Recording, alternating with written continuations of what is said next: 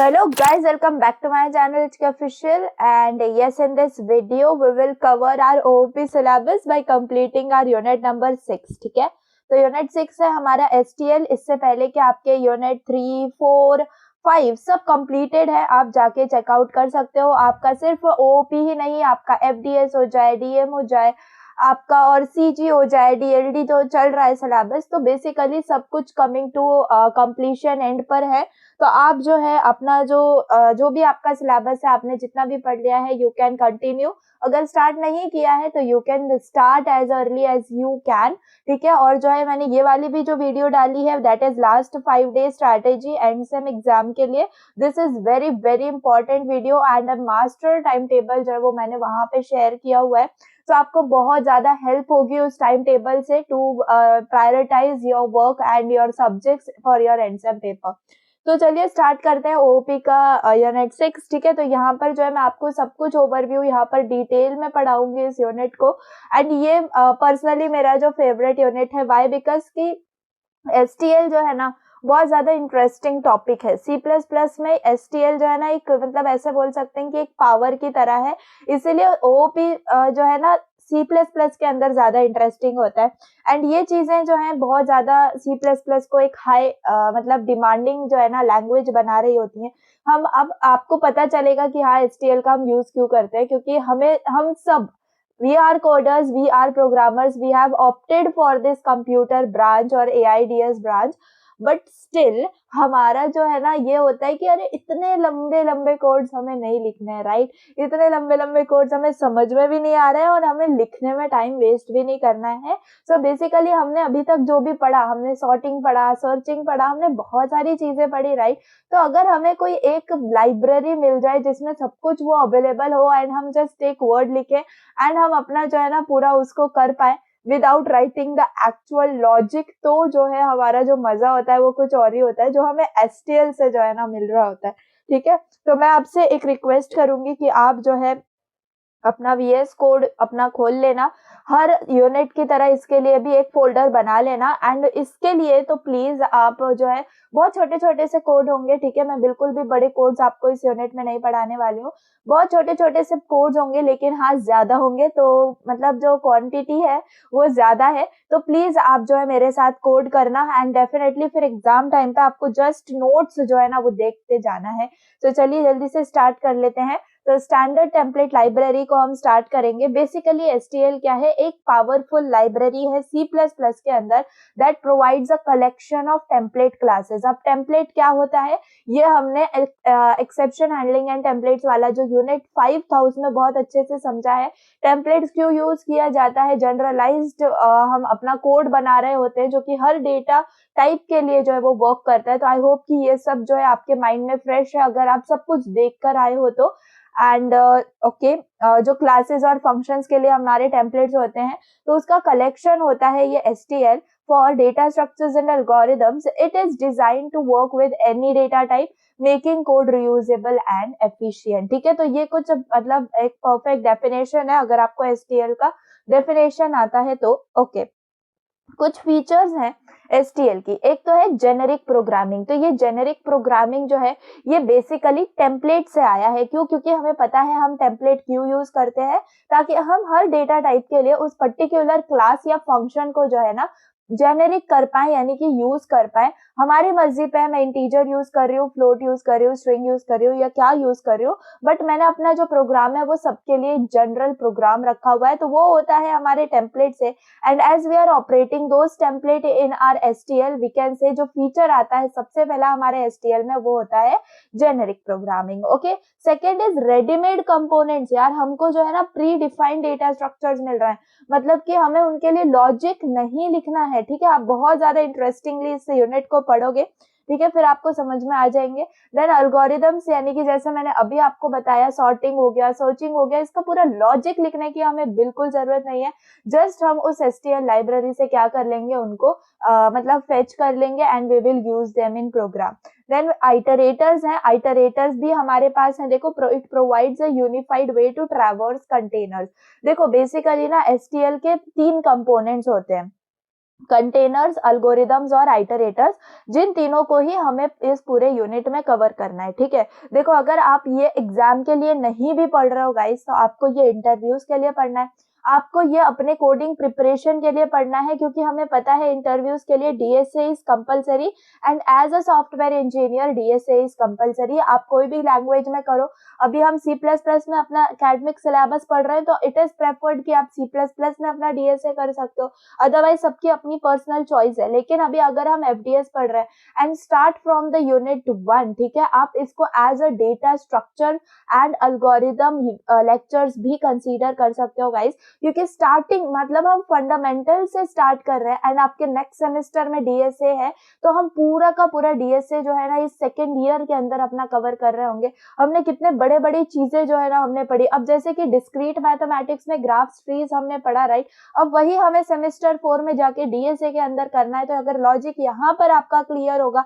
तो वहां पर जाके आपको बहुत अच्छे से चीजें समझ में आ रही होंगी। तो बस मुझे यही आपको बताना है कि अगर आप ये सेशन देख रहे हो, मे बी आप एफडीएस का देखो या ओओपी को देखो, बाकी सीजी हो गया या फिर डीएलडी हो गया, ठीक है, वो हमारे ब्रांच रिलेटेड या मतलब हमारे डोमेन रिलेटेड जो है ना सब्जेक्ट्स नहीं है, तो हम थोड़ा सा उनको लाइटली ले सकते हैं, थोड़ा सा उनके अंदर रट्टाफिकेशन कर सकते हैं। लेकिन गाइज अगर आपको अच्छा कोडर बनना है एंड अगर आपको अच्छे से डीएसए के अंदर पकड़ चाहिए, या फिर मैं एकदम टू द पॉइंट बात करूँ तो अगर आपको अच्छी जॉब जो है ना वो चाहिए, तो डेफिनेटली आपको जो है ना प्लीज डीएसए अच्छे से करना है। एंड उसके लिए आप कोई भी अलग कोर्स मत लो, या कोई भी, देखो आप बाकी सब अपनी पर्सनल चॉइस है आपकी, लेकिन what I am preferring you as your teacher for this time being, मैं यही बता रही हूँ कि please please don't waste your time anywhere. जो सिलेबस है उसको ऐसे पढ़ो कि हाँ वहीं पर आपका डीएसए जो है वो हो रहा हो। तो ये एसटीएल जो है ना ये एक बहुत ज्यादा इंपॉर्टेंट जो है ना आपका कॉन्सेप्ट है, अगर आप सी प्लस प्लस के अंदर डीएसए कर रहे हो तो प्लीज ये जो कॉन्सेप्ट है इसको आप बहुत अच्छे से करना, ठीक है। तो इसी के लिए मैं बता रही हूँ। चलो अपने टॉपिक्स पर आ जाते हैं वापस से। एसटीएल कॉन्सेप्ट कंपोनेंट्स के बारे में हम बात कर रहे थे, तो जो 3 मेन कंपोनेंट्स हैं या फिर पिलर्स आप कह सकते हो एसटीएल के, वो होते हैं कंटेनर्स, एल्गोरिदम्स और आइटरेटर्स। तो हर एक को हम डीप में पढ़ने वाले हैं। पहले तो इनका ओवरव्यू देख लेते हैं। कंटेनर्स के अंदर क्या होता है, objects that store data. Containers अगर यूजुअल हम अगर अपनी नॉर्मल लाइफ में भी देखें, तो अगर जो कंटेनर्स हम देख लेते हैं, अगर किचन वगैरह में होता है, तो हम क्या करते हैं उसके अंदर कोई चीजें स्टोर करके रख रहे होते हैं। Coming to the data topic, हम उसको क्या करते हैं, डेटा स्टोर करते हैं। ऐसे ऑब्जेक्ट को कंटेनर बोला जाता है। एंड कुछ एग्जाम्पल्स क्या है हमारे पास, वेक्टर, लिस्ट और सेट्स। बस ये कुछ एग्जाम्पल्स हैं जो आपको अपने माइंड में रखने हैं। वेक्टर्स, लिस्ट, सेट्स, ये क्या है, आपके कंटेनर्स है। एरेज भी आप समझ सकते हो, ओके। अल्गोरिदम्स की बात करें तो अल्गोरिदम्स में सिंपल सॉर्टिंग, सर्चिंग आपको याद रखना है, क्योंकि ये जो अल्गोरिदम्स है ये ऑपरेशंस हम परफॉर्म कर किस पे कर रहे होते हैं, उन कंटेनर्स पे कर रहे होते हैं, राइट। जो डेटा प्रेजेंट है उसके ऊपर ये ऑपरेशंस परफॉर्म कर रहे होते हैं। तो ये सॉर्टिंग, सर्टिंग जो है, सर्चिंग जो है, ये हमारी अल्गोरिदम्स होती हैं। अब आइटरेटर्स क्या होते हैं, ये प्रोवाइड करते हैं एक mechanism to access elements in a container sequentially, ठीक है।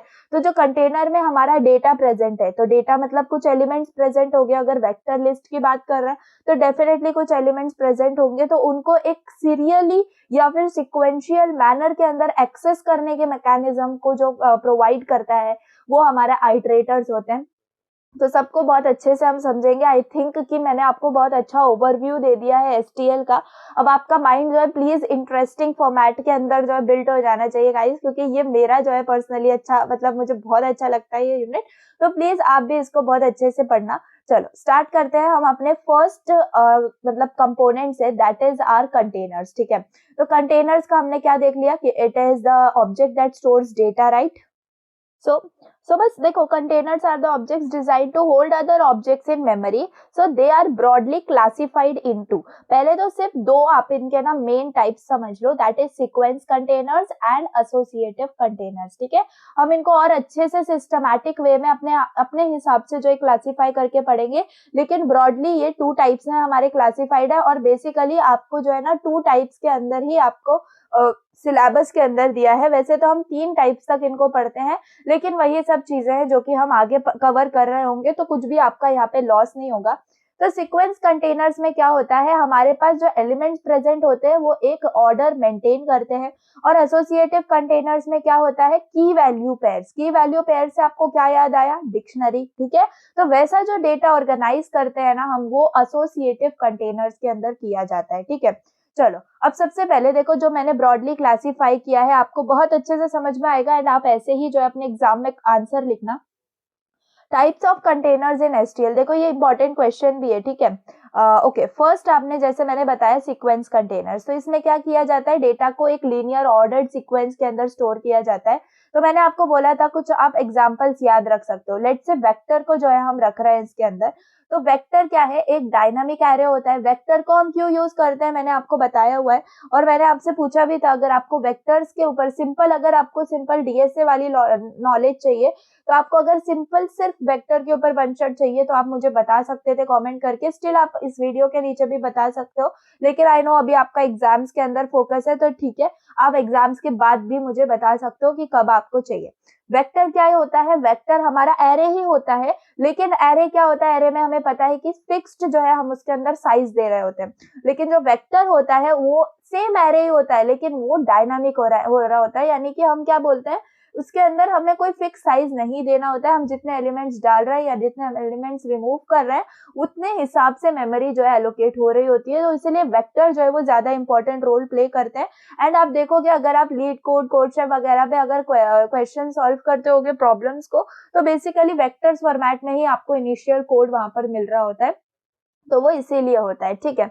तो बेसिकली वेक्टर क्या है, एक डायनामिक एरे है जो ग्रो करता है या श्रिंक करता है एज नीडेड, जो मैंने आपको बताया, और फास्ट रैंडम एक्सेस। तो इसका एग्जांपल ये ऐसे जो है, पहले तो इसको हम डिक्लेयर करते हैं, तो सब हम कोड में करके देखेंगे, अभी सिर्फ आप टाइप समझ लो।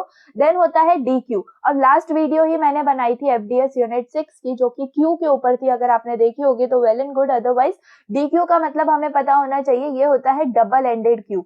यानी कि क्यू का मतलब होता है first in first out principle follow करने वाला हमारा डेटा स्ट्रक्चर। तो बेसिकली डबल एंडेड क्यू में क्या होता है ना, दोनों ही साइड से इंसर्शन और डिलीशन हो सकता है, उसमें भी हमारे पास कुछ टाइप्स होते हैं, लेकिन ठीक है, डी क्यू के अंदर आप बस अभी इतना याद रखो कि हम इंसर्शन और डिलीशन बोथ द एंड से कर सकते हैं। अब उसको कैसे डिक्लेयर करते हैं, सिंपल ऐसे। तो क्या कर रहे हैं, हम कोई लॉजिक नहीं लिख रहे हैं। अगर आपने लास्ट वीडियो देखी होगी डी क्यू के लिए मैंने आपको पूरा लॉजिक कोड दिया है ना। लेकिन अगर आप एसटीएल यूज कर रहे हो, no need of putting all those logic in your program, just D Q आपका कीवर्ड होगा, एंड आप उसके पूरा लॉजिक जो है वो इंटरनली आपने क्या कर लिया है, उसमें इंप्लीमेंट कर लिया है। Now your work is only that कि आपको क्या इंसर्ट करना है, क्या रिमूव करना है, बस इतना बता दो, काम डी क्यू का होगा, ठीक है ना। लिस्ट की बात करें तो doubly link list allowing fast insertion deletion at any position. अब आपने लिंक लिस्ट का टॉपिक पढ़ा होगा, एफडीएस के अंदर लिंक लिस्ट का यूनिट 4 है हमारा, एंड उसमें डबली लिंक लिस्ट भी हमने पढ़ा।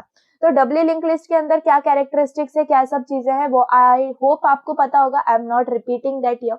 लेकिन हमें पता है कि उसका कोड कितना बड़ा होता है, उसमें लॉजिक कितना डिफिकल्ट लग रहा होता है एज बेसिक लेवल अगर बात करूँ तो एग्जाम्पल के अंदर हमने यहाँ पे लिस्ट रखा है, उसमें हम डबली लिंक लिस्ट का जो टॉपिक है जिसमें इंसर्शन डिलीशन हम एट एनी पोजीशन कर सकते हैं, वो हम सिंपल एक लिस्ट कीवर्ड से कर सकते हैं। इसका मतलब जो इतने बड़े बड़े एल्गोरिदम्स हमने पढ़े, इतने इतने बड़े कॉन्सेप्ट्स हमने पढ़े, यस वो कुछ पॉइंट तक हमारे लिए यूजफुल है फॉर बिल्डिंग लॉजिक, लेकिन अगर हम एसटीएल यूज कर रहे हैं ना, तो हमें सिर्फ ये कीवर्ड्स जो है वो पता होने चाहिए, एंड इनको यूज कैसे करना है बस वो पता होना चाहिए। तो जैसा एक होता है ना कि हमारे पास एक कोई लाइक ऐसा बोल सकते हैं एक वेपन होता है जिसको बस हमें चलाना आना चाहिए, है ना। और अगर चलाना आ गया तो हम उसको मतलब उसका जो वार है वो लग जाएगा। अगर चलाना ही नहीं होता है तो मतलब आपके पास कितना भी भारी वेपन हो, आप एनिमी को डिफीट नहीं कर सकते, right. So that is only the thing is your STL, okay. वैसे ये एसटीएल को कॉम्पिटिटिव एग्जाम्स के मतलब जो कॉम्पिटिटिव प्रोग्रामिंग होती है ना, उसमें बहुत ज्यादा यूज करते हैं स्टूडेंट्स, बाय बिकॉज कि ये फास्टली आप लिख सकते हो, एंड लॉजिक जो है बिल्कुल इसमें नहीं लगता। तो सिंपल आपने जो इसको यूज करने आना चाहिए, एंड हम इन सबका जो है ना कोड अभी लिख रहे होंगे, अभी के लिए समझ लो। अब एसोसिएटिव कंटेनर्स के अंदर आपका सेट आता है, मल्टी सेट आता है, मैप आता है, मल्टी मैप आता है। तो बताओ एसोसिएटिव कंटेनर्स के बारे में मैंने आपको क्या बताया, की वैल्यू पेयर्स, बस इतना याद रखो, जिसमें एलिमेंट्स जो ऑर्गेनाइज होते हैं वो की वैल्यू पेयर्स के अंदर जो है हमारे क्या कहते हैं प्रेजेंट होते हैं।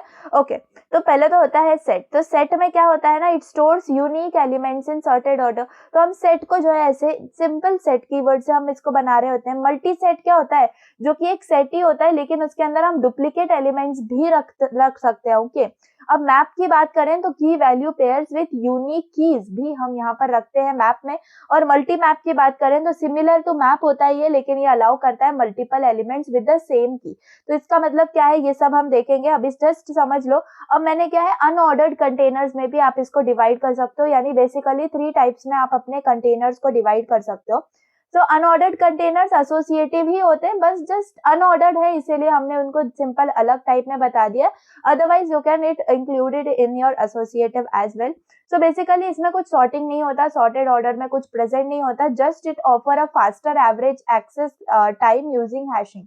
ठीक है तो अनऑर्डर्ड सेट है हमारे पास, अनऑर्डर्ड मल्टी सेट है, अनऑर्डर्ड मैप है, अनऑर्डर्ड मल्टी मैप है, यानी कि जो चीजें यहाँ पे पड़ी हैं तो यहाँ पे क्या है सॉर्टेड ऑर्डर, यहाँ पे क्या है वही सॉर्टेड ऑर्डर है, जस्ट डुप्लीकेट एलिमेंट्स। ये भी सॉर्टेड बाय कीज, ये भी सॉर्टेड होता है but multiple elements with the same की होता है।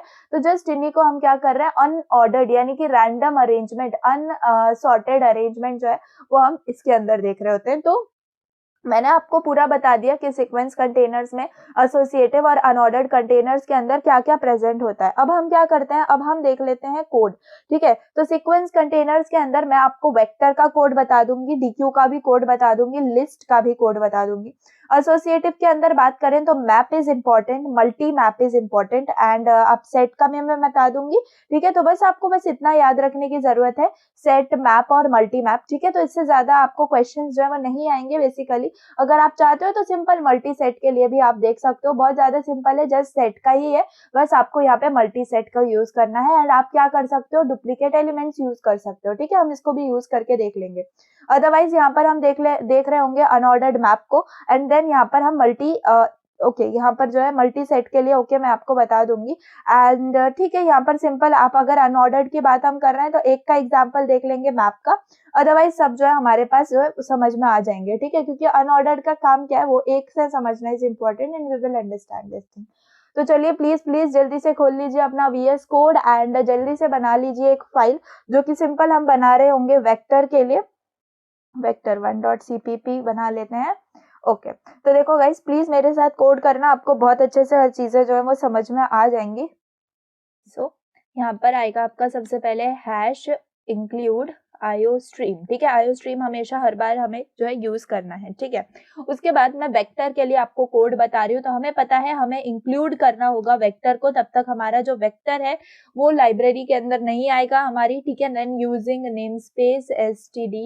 ओके देन आ जाते हैं हम सिंपल अपने मेन फंक्शन के अंदर। ठीक है अब आपको क्या करना है, आपको करना है वेक्टर को डिक्लेयर। ठीक है तो वेक्टर को डिक्लेयर आप कैसे करोगे, सिंपल आपको पहले तो वेक्टर कीवर्ड लिखना है एंड उसके बाद किस फॉर्मेट में आपको जो है वेक्टर चाहिए, वेक्टर का टाइप क्या होना चाहिए, तो मुझे चाहिए इंटीजर के अंदर, तो आप उसको ऐसे लिखोगे एंड फिर आप उसका नाम दोगे। तो बेसिकली वेक का VEC मुझे नाम देना है। ठीक है उसके बाद मैं जो है उसके अंदर के एलिमेंट्स जो है वो मैं बता रही होंगी। तो लेट्स से 1 2 3 4 एंड 5 जो है आपके एलिमेंट्स हो रहे होंगे। ठीक है ओके तो ये जो है एलिमेंट्स मैंने बता दिए अपने वेक्टर के अंदर। ठीक है तो सिंपल ये मैंने क्या कर लिया, अपना वेक्टर बना लिया। ठीक है अब ये जो वेक्टर है मेरा बन चुका है, इसमें मुझे बताओ कहीं पर भी मैंने साइज मतलब मेंशन किया नहीं, क्योंकि डायनामिक एरे है राइट। ओके अब मुझे इसके अंदर क्या करना है, 6 को जो है ऐड करना है। ठीक है मुझे पुश करना होगा इसके अंदर। तो मुझे बताओ हम जब आई थिंक मैंने वेक्टर्स आपको पहले भी पढ़ाया हुआ है, तो यहाँ पर जो है वेक्टर्स के अंदर अगर मुझे ऐड करना है, इंसर्ट करना है एलिमेंट को, तो वो कैसे करते हैं, हम वेक्टर एंड डॉट लिख रहे होते हैं पुश बैक। ठीक है तो पुश बैक को आप ऐसे लिखते हो। ठीक है अभी यहाँ पर देखो एक सेकेंड, पुश बैक यहाँ पे। ओके सो देखो पुश बैक का जो है ना आपको ऐसे यूज करना है एंड सिंपल उसके अंदर आपको क्या पुश करना है, वो इंटीजर जो है वो आपको मेंशन करना पड़ेगा। लेट से मुझे जो है 6 यहाँ पर ऐड करना है। ठीक है तो सिंपल कोई एरर हमें नहीं दिखा, तो यहाँ पर अगर अब हमें सी आउट करवाना है यानी प्रिंट करवाना है हमारे वेक्टर को, तो बेसिकली मैं यहाँ पर प्रिंट करवा सकती हूँ क्या, vector elements vector elements. And इसके अंदर अब देखो हमें सिंपल जब वेक्टर को हम प्रिंट करवाते हैं तो डायरेक्टली हम प्रिंट नहीं करवा सकते, और कोई फॉर लूप जो हम बेसिक यूज करते हैं वो वाला यूज नहीं होता है। तो फॉर लूप जो हम अगर वेक्टर अगर प्रिंट करवाना है उसके लिए करते हैं, तो पहले हम इंटीजर जो है वो डिक्लेयर करते हैं x, ठीक है, कोई भी इंटीजर आप ले सकते हो, लेट से x, फिर आप देते हो कोलन और फिर उस वेक्टर का जो नाम है वो आप यहाँ पर दे रहे होते हो, ठीक है। एंड देन सिंपल आप यहाँ पे सी आउट करवा देते हो, यहाँ पर सी आउट करवा देते हो क्या, x, ठीक है। तो अब x जो है वो हमारे बन गए, एंड एक स्पेस जो है मुझे हर एक के बीच में चाहिए होगी, ठीक है। तो अगर मैं सिर्फ इतना करके देखती हूँ एंड एट लास्ट मैं लिख देती हूँ यहाँ पर रिटर्न 0, तो मुझे अगर यहाँ पर देखूं तो मेरे पास प्रिंट होके जो है आना चाहिए। Let's run and see. Okay तो मुझे वेक्टर एलिमेंट्स क्या मिल गए, यहाँ पे देखो 1 2 3 4 5 एंड 6, ठीक है। वैसे तो मैंने क्या किया था, वैसे तो मैंने सिर्फ 5 ही एलिमेंट्स यहाँ पर रखे थे, बट मैंने पुश बैक किया, इसका मतलब क्या किया, मैंने इंसर्ट कर दिया मेरे 6 को, ठीक है। अब आप जितने चाहो उतने एलिमेंट्स जो है इंसर्ट भी कर सकते हो, ठीक है। अगर मैं चाहूँ वापस से मैं इसको यहाँ पे लिखूँ एंड मैं यहाँ पर लेट से 100 को मैं पुश बैक करवा दूँ, and let me delete this and let me run this again. तो अब क्या हो जाएगा, 100 भी हमारा जो है वो पुश बैक हो जाएगा, यानी कि इंसर्ट हो जाएगा, देखो ऐसे करके, ठीक है। तो ये क्या है, हमारे वेक्टर के एप्लीकेशंस है, पुश बैक फंक्शन हमने जो है यहाँ पर यूज किया। अब वैसे ही अगर हमें डिलीट करना है वेक्टर के अंदर, तो हमारे पास क्या फंक्शन होता है, हमारे पास फंक्शन होता है पॉप बैक, ठीक है। एंड पॉप बैक के अंदर हमें कुछ भी नहीं देना होता है, क्योंकि ये इसे पता है कि लास्ट एलिमेंट ही इसे पॉप करना है, ठीक है। तो सिंपल अगर अब हम जाके सी आउट करवाए, ठीक है, एंड यहाँ पर लिखे /n के बाद आफ्टर पॉप बैक या फिर आफ्टर डिलीशन, आप जो चाहो वो लिख सकते हो। तो अगर आफ्टर पॉप बैक देखें एंड यहाँ पर सिंपल अब वापस से यही जो फॉर लूप है ना, यही सेम टू सेम आपको कॉपी करना होगा यहाँ पे, ठीक है, क्योंकि ऐसे ही प्रिंट होता है हमारा वेक्टर। सो अब जो है हमारे पास देखते हैं 100 जो है वो मेरा रिमूव हो जाना चाहिए। तो देखो मेरा आफ्टर पॉप बैक मुझे क्या मिला, 100 मेरा रिमूव हो गया। तो बस इतने ही ऑपरेशंस हैं जो आपको एग्जाम के अंदर दिखाने हैं guys, and only this much code you can explain and you can write. अगर आपको वेक्टर के ऊपर कोई क्वेश्चन आता है, देखो वेक्टर के ऊपर सेपरेटली भी आपको क्वेश्चन आ सकता है, एंड आपको जो है ना ये फंक्शंस एक्सप्लेन करने आ सकता है। तो push back pop back explain करना कोई बड़ी बात नहीं है, जस्ट ये आप फॉर लूप याद रखो कि आप ऐसे डिस्प्ले करते हो, ठीक है। तो आई होप मैंने आपको अच्छे से एक्सप्लेन कर दिया है वेक्टर का। Now let's just make another file, and मैं आपको dq को जो है एक्सप्लेन करती हूँ यहाँ पे, ओके यस। तो dq एक्सप्लेन करने के लिए सबसे पहले हमें क्या करना होगा गाइस, सबसे पहले हमें इंक्लूड करनी होगी हमारी आईओस्ट्रीम की file, yes iostream, yes. Then उसके बाद हमें इंक्लूड करना होगा क्या, dq, ठीक है। हमेशा याद रखो, अब आपको समझ में आ रहा है आप stl लाइब्रेरी कैसे यूज कर रहे हो। stl डायरेक्ट कोई लाइब्रेरी नहीं है, इसके अंदर बहुत सारी लाइब्रेरीज है। तो ये dq जो है ये इसके अंदर की लाइब्रेरी थी जो हमने यहाँ पे यूज कर ली, and using namespace std मैं यहाँ पर बना रही हूँ, and directly I will come into my main function and यहाँ पर रिटर्न 0, ओके। तो अब मेन फंक्शन में आ गई। अब मुझे dq बनाना है, देखो अभी सेम टू सेम जैसे हमने वेक्टर बनाया, सेम टू सेम अब हमें क्या करना है, dq करना है गाइस, सेम टू सेम सारा प्रोसेस, वो जो डिस्प्ले के लिए हमने फॉर लूप यूज किया था सेम टू सेम वो भी ऐसे ही करना है। तो देखो पहले तो हम dq का यहाँ पर वर्ड लिखेंगे, उसके बाद यहाँ पर मैं उसका टाइप बताऊंगी जो कि मुझे इंटीजर रखना है, फिर मैं उसका कोई नाम दे रही हूँ, लेट से dq ही मैंने उसका नाम दे दिया। उसके अंदर कुछ एलिमेंट्स होंगे मेरे, लेट से 10 20 30, ठीक है। तो ये एलिमेंट्स मैंने उसके अंदर बना दिए। तो ये जो है ये क्या बन गया, ये मेरा पूरा dq बन गया, ठीक है। अब अगर मुझे इसके अंदर इंसर्ट करवाने हैं गाइस, तो मैं इंसर्ट करवाने के लिए क्या करूंगी, सिंपल पुश बैक करूंगी, ठीक है। क्या यस अगर देखो पुश बैक करूंगी ना, तो मेरे बैक में जो है ना, अब देखो यहाँ पर अगर आप देखो तो मेरा जो VS कोड है मुझे पुश बैक भी जो है बता रहा है एंड पुश फ्रंट को भी सजेस्ट कर रहा है। तो ये क्या मतलब हुआ गाइस, ये DQ है राइट, DQ के अंदर हम डबल एंडेड क्यू कर रहे हैं। इसका मतलब क्या, इसका मतलब मैंने यहाँ पर ही आपको बताया था, देखो double ended queue. allowing insertion and deletion at both ends, right? तो both ends का मतलब क्या है, हम फ्रंट में चाहे फ्रंट में भी पुश कर सकते हैं एंड लास्ट में या बैक में चाहे तो भी पुश कर सकते हैं। तो सिंपल यहाँ पर आप अगर बैक करोगे एंड लेट से मुझे 40 को यहाँ पर इंक्लूड करवाना है तो सिंपल हो जाएगा। एंड अगर DQ में मैं पुश फ्रंट भी करूँ तो it will work correctly. And मुझे क्या इंक्लूड कराना है, लेट से मुझे 5 जो है इंक्लूड करवाना है and giving this will be correct in the sense of DQ, ठीक है, क्योंकि हम डबल एंडेड क्यू का ऑपरेशन यहाँ पे कर रहे हैं, ठीक है। अब सिंपल आप जाके यहाँ पे सी आउट कर दो, क्या सी आउट करवा दो DQ एलिमेंट्स, ठीक है, DQ एलिमेंट्स हमारे। एंड सिंपल आप यहाँ पर अगेन वही फॉर लूप जो है वो लिख रहे होगे इंट x एंड देन आप कोलन दोगे एंड देन आप DQ जो भी आपका वर्ड होगा वहां पर आपने यहाँ पर जो इसका नाम दिया होगा बस वही वो आपको यहाँ पे लिखना है। एंड यहाँ पर आ जाते हो आप सी आउट कर दोगे क्या x को, है ना, एंड आप एक स्पेस दे सकते हो उसके बीच में, ठीक है। So this is the complete thing जिसमें आप डिस्प्ले करवा सकते हो। अब देखो आगे आगे जाके अगर हम यहाँ पे डिस्प्ले करवाएं तो DQ में आना चाहिए देखो 5, 10, 20, 30 और लास्ट में मेरा जो है 40 आ गया। तो फ्रंट में मैंने 50 प्रिंट करवाया था वो आ गया एंड 40 लास्ट में बैक में करवाया था तो वो हो गया। So guys it is completely fine. अब अगर मैंने यहाँ पे रिमूव कर लिया, now if I have to do the same thing and I have to do for deletion, ठीक है। तो कुछ नहीं, जस्ट हमें क्या करना है, पॉप, देखो बैक भी है और फ्रंट भी है तो आप बैक चाहो बैक करो, फ्रंट चाहो फ्रंट करो, जस्ट आप यहाँ पर इनको ऐड कर दो। तो देखो यहाँ पर पॉप बैक मैंने भी यहाँ पे कर दिया एंड यहाँ पर आके सिंपल इसी को जो है मैं यहाँ पर करूंगी कॉपी एंड यहाँ पर आई विल कम एंड पेस्ट, ठीक है। ये क्या है मेरे आफ्टर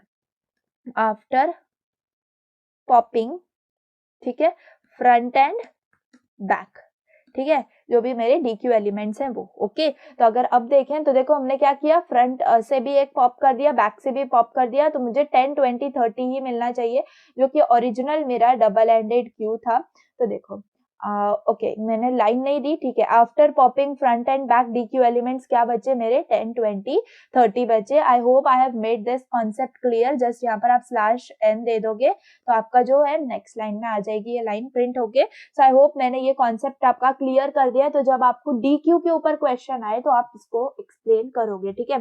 देखो आपको मैं एक हिंट दूं, अगर आपको ऐसा क्वेश्चन आता है कि explain containers with its and also explain its types basically, तो आप अगर उसके अंदर पूरा थ्योरी कर रहे हो वेल एंड गुड, लेकिन आपको और क्या करना होना चाहिए अगर आपको उसमें कंप्लीट मार्क्स चाहिए। तो जैसे कि आपके पास 3 टाइप के कंटेनर्स हैं, आपके पास सीक्वेंस है, एसोसिएटिव है और आपके पास क्या है, अनऑर्डर्ड है। सीक्वेंस में से जो एग्जांपल आपको अच्छा लग रहा हो, लेट से आपको वेक्टर अच्छा लग रहा हो, लेट से आपको DQ अच्छा लग रहा हो, आप सिंपल उसका कोड लिख दो, ठीक है, सिंपल कोड लिख दो, क्योंकि ये कोड कोई मतलब हाई लेवल या रॉकेट साइंस वाले कोड नहीं है ना। तो बस आपको वो कोड लिख देना है गाइज एंड बहुत अच्छे से आपका वो मतलब आप एसोसिएटिव के लिए लिखो, चाहो तो आप एक दो स्किप कर दो, यानी कि एसोसिएटिव के लिए अगर आप सीक्वेंस के लिए कोड लिख रहे हो तो आप एसोसिएटिव या फिर अनऑर्डर्ड में से एक स्किप भी कर सकते हो, लेकिन मेंशन करना code is very important in your paper, ठीक है। तो चलो मैंने यहाँ पे आपको DQ भी जो है ना अच्छे से एक्सप्लेन कर दिया। Now we will do list 1, ठीक है। तो लिस्ट यहाँ पर हम एक्सप्लेन करते हो।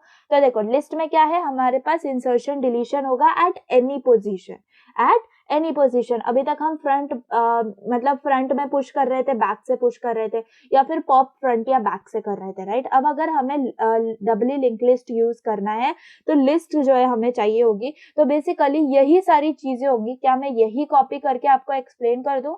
let's say copy this thing and I will put over here and just यहाँ पे DQ की जगह हमें इंक्लूड करना होगा लिस्ट को।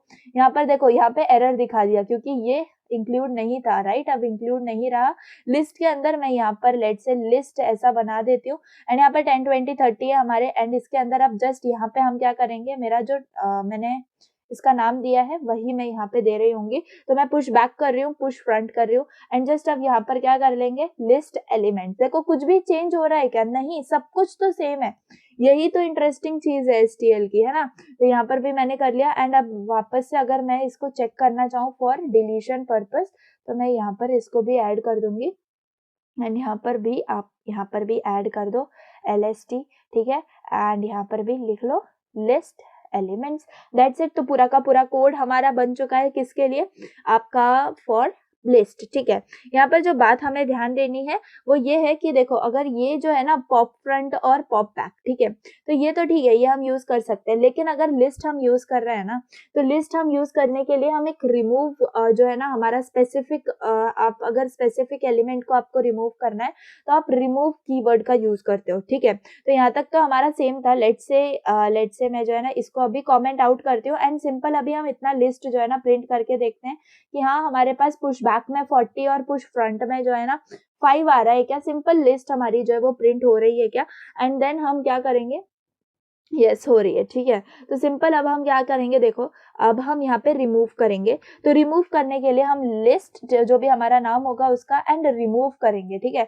अब रिमूव के टाइम पे हम क्या करेंगे ना, स्पेसिफिक एलिमेंट जो है यहाँ पर दे रहे होंगे, स्पेसिफिक एलिमेंट लेट से मुझे 20 को जो है यहाँ पर डिलीट करवाना है, ठीक है। तो बस मैंने जब इतना दे दिया, अब जब मैं इसको जो है ना ये जो चीज है मेरी इसको कॉमेंट निकाल देती हूँ, तो सिंपली अब देखो ये जो है मेरे पास आफ्टर रिमूविंग, यहाँ पर लिख देती हूँ, आफ्टर रिमूविंग मेरे पास क्या रिमूव किया मैंने, आफ्टर रिमूविंग 20 लेट से, तो मेरे पास प्रिंट होके आना चाहिए ओनली 10 और 30, है ना, ओनली 10 और 30। तो जब अब मैं इसको प्रिंट करवाऊं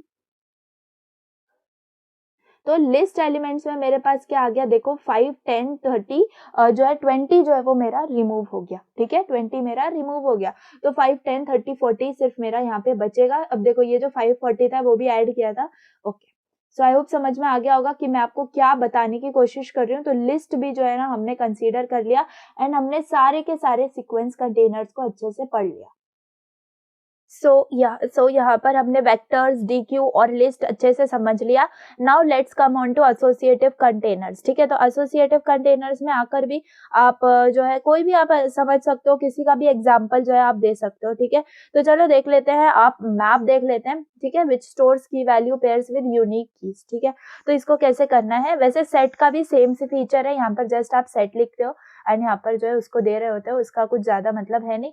तो देख लेते हैं क्या, मैप, ठीक है। तो map for dot cpv, now यहाँ पर आके सिंपल हमारा जो C++ का बॉयलर कोड है वो यहाँ पे लिख लेंगे एंड जैसे कि अब हम मैप कर रहे हैं तो मैप को हमें यहाँ पर इंक्लूड करना जो है वो जरूरी है। यहाँ पर क्या आ जाएगा, मैप आ जाएगा, ठीक है। And using namespace std, यहाँ पर मेन के अंदर आके अब हम मैप को डिफाइन करेंगे। तो मैप को डिफाइन करने के लिए सिंपल यहाँ पर हम मैप लिखते हैं, ठीक है, यहाँ पर हम मैप लिखते हैं एंड यहाँ पर आपको दो चीजें देनी होती हैं, क्योंकि की वैल्यू पेयर होता है ना, तो की का भी आपको डेटा टाइप देना होता है और वैल्यू का भी आपको डेटा टाइप देना होता है। तो की लेट से हमारे पास इंटीजर है और जो वैल्यू है वो मेरे पास स्ट्रिंग के अंदर है, ठीक है। तो ऐसे मेरे पास जो है ना मैंने अपना मैप क्रिएट किया है एंड उस मैप को मुझे नाम देना है लेट से माई मैप, ठीक है।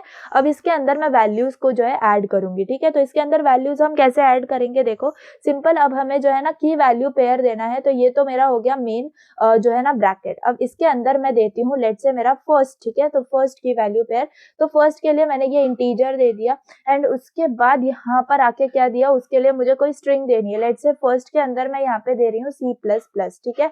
एंड देन उसके बाद यहाँ पर आके मैं यहाँ पे क्या दूंगी, 2 दूंगी एंड यहाँ पर आके आपका आ जाएगा क्या, जो भी स्ट्रिंग होगी उसका, यानी कि जो वैल्यू होगी। लेट से मुझे सेकंड में देना है पाइथन, ठीक है।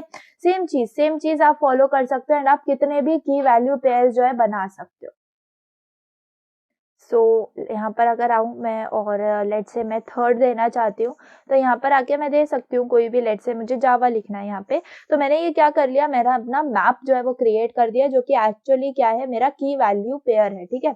अब जब मुझे इसको प्रिंट करवाना होगा सेम पैटर्न में मैं जो है ना प्रिंट करवाती हूँ। लेट से मुझे यहाँ पे मैप के जो एलिमेंट्स हैं वो प्रिंट करवाने हैं, ठीक है। तो सिंपल उसी फॉर्मेट के अंदर, लेकिन इसके अंदर जो है हमें दोनों को भी, की को भी और वैल्यू को भी जो है एक्सप्रेस करना है, प्रिंट करवाना है। तो जो मेरा फॉर है उसके अंदर आके मैं ऑटो जो है कीवर्ड का यूज करूंगी एंड यहाँ पर पेयर, जो भी मेरा पेयर है उसको, ठीक है, मैं उसका नाम दे रही हूँ पेयर। अब ये ऑटो क्या है, ये मेरा डेटा टाइप जो है इंट है या स्ट्रिंग है, वो उस हिसाब से जो है वो उसको रिकॉग्नाइज कर लेगा एंड उस हिसाब से उसको प्रिंट करेगा। मुझे यहाँ पे इंटीजर या स्ट्रिंग एक देने की जरूरत नहीं है, मुझे दोनों भी चाहिए, इसलिए मैंने ऑटो यहाँ पे दिया है, ओके। अब यहाँ पर कोलन देने के बाद मेरा जो नाम है माई मैप, मेरे मैप का, वो मैंने यहाँ पे दे दिया। ठीक है, अब इसके बाद आके यहाँ पे क्या करना है, मैं सिंपल सी आउट क्या करवा दूंगी। अब देखो मुझे मेरा जो की है वो भी मुझे प्रिंट करवाना है, और जो मेरा स्ट्रिंग है मतलब जो वैल्यू है वो भी मुझे प्रिंट करवानी है। तो बेसिकली पेयर डॉट फर्स्ट, ठीक है, पेयर डॉट फर्स्ट क्या होगा, मेरा की होगा। ठीक है, उसके बाद चाहूँ तो मैं यहाँ पे कुछ भी प्रिंट करवा सकती हूँ। लेट से एरो में प्रिंट करवा रही हूँ, एंड यहाँ पर आके अब मुझे अगर अब मेरी जो वैल्यू है उसको भी प्रिंट करवाना है, तो मैं उसको बोलूंगी सेकंड। तो पेयर डॉट सेकंड से हम क्या करते हैं, वैल्यू को जो है ना प्रिंट करवा रहे होते हैं, एंड यहाँ पर आके एंड एल। ठीक है, तो ये बेसिक होता है जो आपको पता होना चाहिए for display of this array. अब अगर मुझे क्या करना है, मुझे कोई न्यू वैल्यू को जो है ना ऐड करना है, तो वो भी हम करेंगे, लेकिन पहले चलो इसको रन करके देख लेते हैं। तो देखो मेरे पास क्या आ गया, ओके 1 आ गया जो कि है मेरा C++, देन मेरे पास 2 पाइथन आ गया, 3 जो है मेरे पास जावा आ गया। ठीक है, तो मेरे पास ऐसे क्या आ गए, मेरे सारे एलिमेंट्स आ गए। ठीक है, चाहो तो इसको रिमूव कर दो, ये फालतू में हमारा जो है एक्स्ट्रा ले रहा है। ओके, अब आके यहाँ पर हम क्या करेंगे ना, लेट से मुझे ऐड करना है, इंसर्ट करवाना है, तो मैं सिंपल माई मैप लिखूंगी जो कि मेरा नाम है, एंड उसके अंदर मैं सिंपल यहाँ पर की को पास करूंगी, एंड लेट से मेरे पास 4 की होनी चाहिए वो, एंड यहाँ पर आके उसकी जो वैल्यू है वो मैं दूंगी जो कि मेरी है स्ट्रिंग। तो यहाँ पर लेट से मैं आके जावा स्क्रिप्ट जो है दे रही हूँ। ठीक है, जावा स्क्रिप्ट में दे रही हूँ एक लैंग्वेज। ओके, सो यहाँ पे ये क्या हो गया, एक न्यू की वैल्यू पेयर जो है वो ऐड हो गया। अब यहाँ पर आके अगर मैं सी आउट करवाऊँ, ठीक है, यहाँ पर आके अब मैं सी आउट करवाऊँ simple after adding new key value pair, या फिर चलो एलिमेंट लिख लेते हैं सिंपल। तो यहाँ पर आके अब जो है सिंपल, अब मैं क्या करूंगी, अगर मैं सिंपल माई मैप को यहाँ पर जो है यहाँ पर ऐसे करूँ, ठीक है, माई मैप एंड एल, तो ऐसे भी जो है हम प्रिंट करवा सकते हैं। तो मुझे बताओ कि अगर मैं सिंपल माई मैप और यहाँ पर ये दूंगी तो मेरे पास प्रिंट क्या होना चाहिए। तो थोड़ा सा आप इसको पॉज करो और सोचो, एंड देन जो है ना आप इसको रन करके देखना, एंड इसके बाद जो है आपको 4 की जो मैंने की अगर पास की है ना, तो मुझे जो है अगर मैं ऐसे लिखूंगी तो मुझे सिर्फ उसकी वैल्यू जो है वो प्रिंट होके मिलेगी। ठीक है, सो ऐसे हम यूज करते हैं हमारे मैप को, एंड अगर मैप पे क्वेश्चन आता है तो आप सिंपल इतना एक्सप्लेन कर सकते हो, इतना सा कोड है। ठीक है, जस्ट हमने इंसर्ट करना यहाँ पर एक्सप्लेन कर दिया है। और हम कैसे कर सकते हैं ना, अगर आपको एसोसिएटिव कंटेनर्स एक्सप्लेन करना है टाइप्स में, तो सिंपल आप इस मैप का एग्जांपल जो है ना दे सकते हो। अब मल्टी मैप को हम कैसे यूज करें, तो मल्टी मैप के लिए सिंपल यहाँ पर जो मैप है ना, हम मैप को ही इंक्लूड करते हैं और कुछ इंक्लूड नहीं करते। यहाँ पर आके मल्टी मैप चाहिए, तो सिंपल यहाँ पे मैं मल्टी मैप वाला जो है ना मेरा अपना ले लेती हूँ, और आप देखोगे कहीं पर भी आपको एरर नहीं दिखेगा, जस्ट यहाँ पर आपको एरर दिखेगा।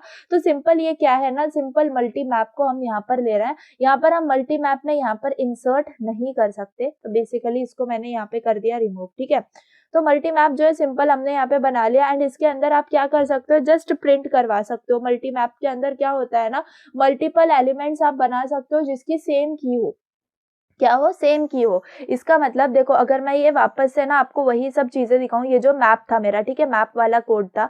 अब यहाँ पर अगर मैं ना इसकी वैल्यू मतलब जो की वैल्यू है वो 1 ही कर दूं, यानी कि यहाँ पर भी की 1 है और यहाँ पर भी की 1 है, एंड अगर अब मैं इसको रन करके देखूं तो ये मुझे एरर दिखाएगा, क्योंकि मैप के अंदर जो है देखो यहाँ पर क्या आया, 1 C++ ही आया। ठीक है, यानी कि जो मेरा 1 दूसरा था, क्या था, मेरा पाइथन था, वो मेरे पास प्रिंट नहीं आया। क्यों, क्योंकि मेरे पास जो है सिर्फ एक ही बार एक ही की का सिर्फ एक ही वैल्यू हो सकती है। तो जो दूसरी की जो हमने वैल्यू दिया ना, वो क्या हो गई, एकदम टोटली इग्नोर हो गई। इसका मतलब जो हमारा कोड है वो परफेक्टली एग्जीक्यूट नहीं हुआ। यही चीज अगर मैं सिंपल यहाँ पर मल्टी मैप लिख दूं, है ना, सिंपल मल्टी मैप लिख दूं, तो यहाँ पर जो है ये चीज जो मैं रिमूव कर दूंगी। ठीक है, ये चीज मैं रिमूव कर दूंगी, एंड यहाँ पर जैसे कि अब मैंने 1 लिखा है ना, 1 लिखा है बेसिकली। तो यहाँ पर अगर अब मैं इसको रन करूंगी तो मेरे पास C++ भी आएगा और पाइथन भी आएगा। देखो C++ भी आया, पाइथन भी आया, और मेरा जावा जो पहले से था वो भी आया। तो ये क्या हुआ, ये क्यों हुआ, ये मल्टी मैप की वजह से हुआ। एंड मल्टी मैप की फंक्शनैलिटी क्या है, मल्टी मैप देखो यहाँ पर लिखा भी है, this can be based on a की। ठीक है, बेसिकली ये क्या है, आप इसके अंदर मोर देन 1 आप एक की को जो है ना अलग अलग वैल्यूज असाइन कर सकते हो। तो बेसिकली मल्टी मैप का मतलब आपका ये था। ओके, सो आई होप समझ में आया होगा। अब चाहें तो हम सेट भी देख सकते हैं, अगर मैं आपको सेट के लिए भी बता दूं तो चलो ये मैप के लिए हो गया एक, अब हम सेट बना लेते हैं। सो set5.cpp। तो बेसिकली सेट के अंदर भी हमें वैसे ही सब चीजें करनी है। मैं चाहूँ तो सिंपल एक हमारा जो वेक्टर का कोड है इसको कॉपी कर लेती हूँ यहाँ पे एंड सेट के अंदर पेस्ट कर देती हूँ, ठीक है, क्योंकि वही चीजें हमें जो है करनी है, वेक्टर की जगह हम लिख लेते हैं सेट, ठीक है। तो जस्ट आप आइडिया समझो, यहाँ पर क्या करना है, हमें सेट लिखना है, ठीक है। उसके बाद यहाँ पर इंटीजर हमने उसका टाइप दे दिया एंड लेट्स से उसका ऑब्जेक्ट मुझे क्रिएट करना था, वो मैंने एस कर दिया, ठीक है। अब जो है सेट के अंदर मैं लेट्स से यहाँ पर पुश बैक भी कर सकती हूँ, पुश एलिमेंट इन ये सब भी कर सकती हूँ, लेकिन ये पुश बैक और पुश फ्रंट वगैरह चीजें ये वेक्टर में होती हैं। सेट के अंदर अगर मुझे करवाना है ना तो मुझे इंसर्ट करने के लिए सिंपल इंसर्ट का जो कीवर्ड है ना मेरा वो यूज करना पड़ेगा, और जो भी चाहूँ मैं वो इंसर्ट करवा सकती हूँ।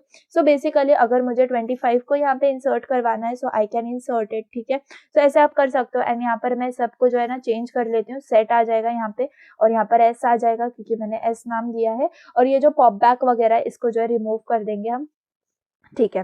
तो देखो यहाँ पर हमने क्या कर लिया, सिंपल हमने इंसर्ट कर लिया है ना, सिंपल इंसर्ट कर लिया। अब यहाँ पर जैसे कि 1 2 3 4 5 हमारे पास प्रेजेंट था, तो हमारे पास ये 25 भी जो है वो आ जाएगा। तो इसको एक बार रन करके देखते हैं, प्रॉपर्टी को समझते हैं कि सेट और वेक्टर के अंदर हमारे पास चेंजेस क्या आएंगे।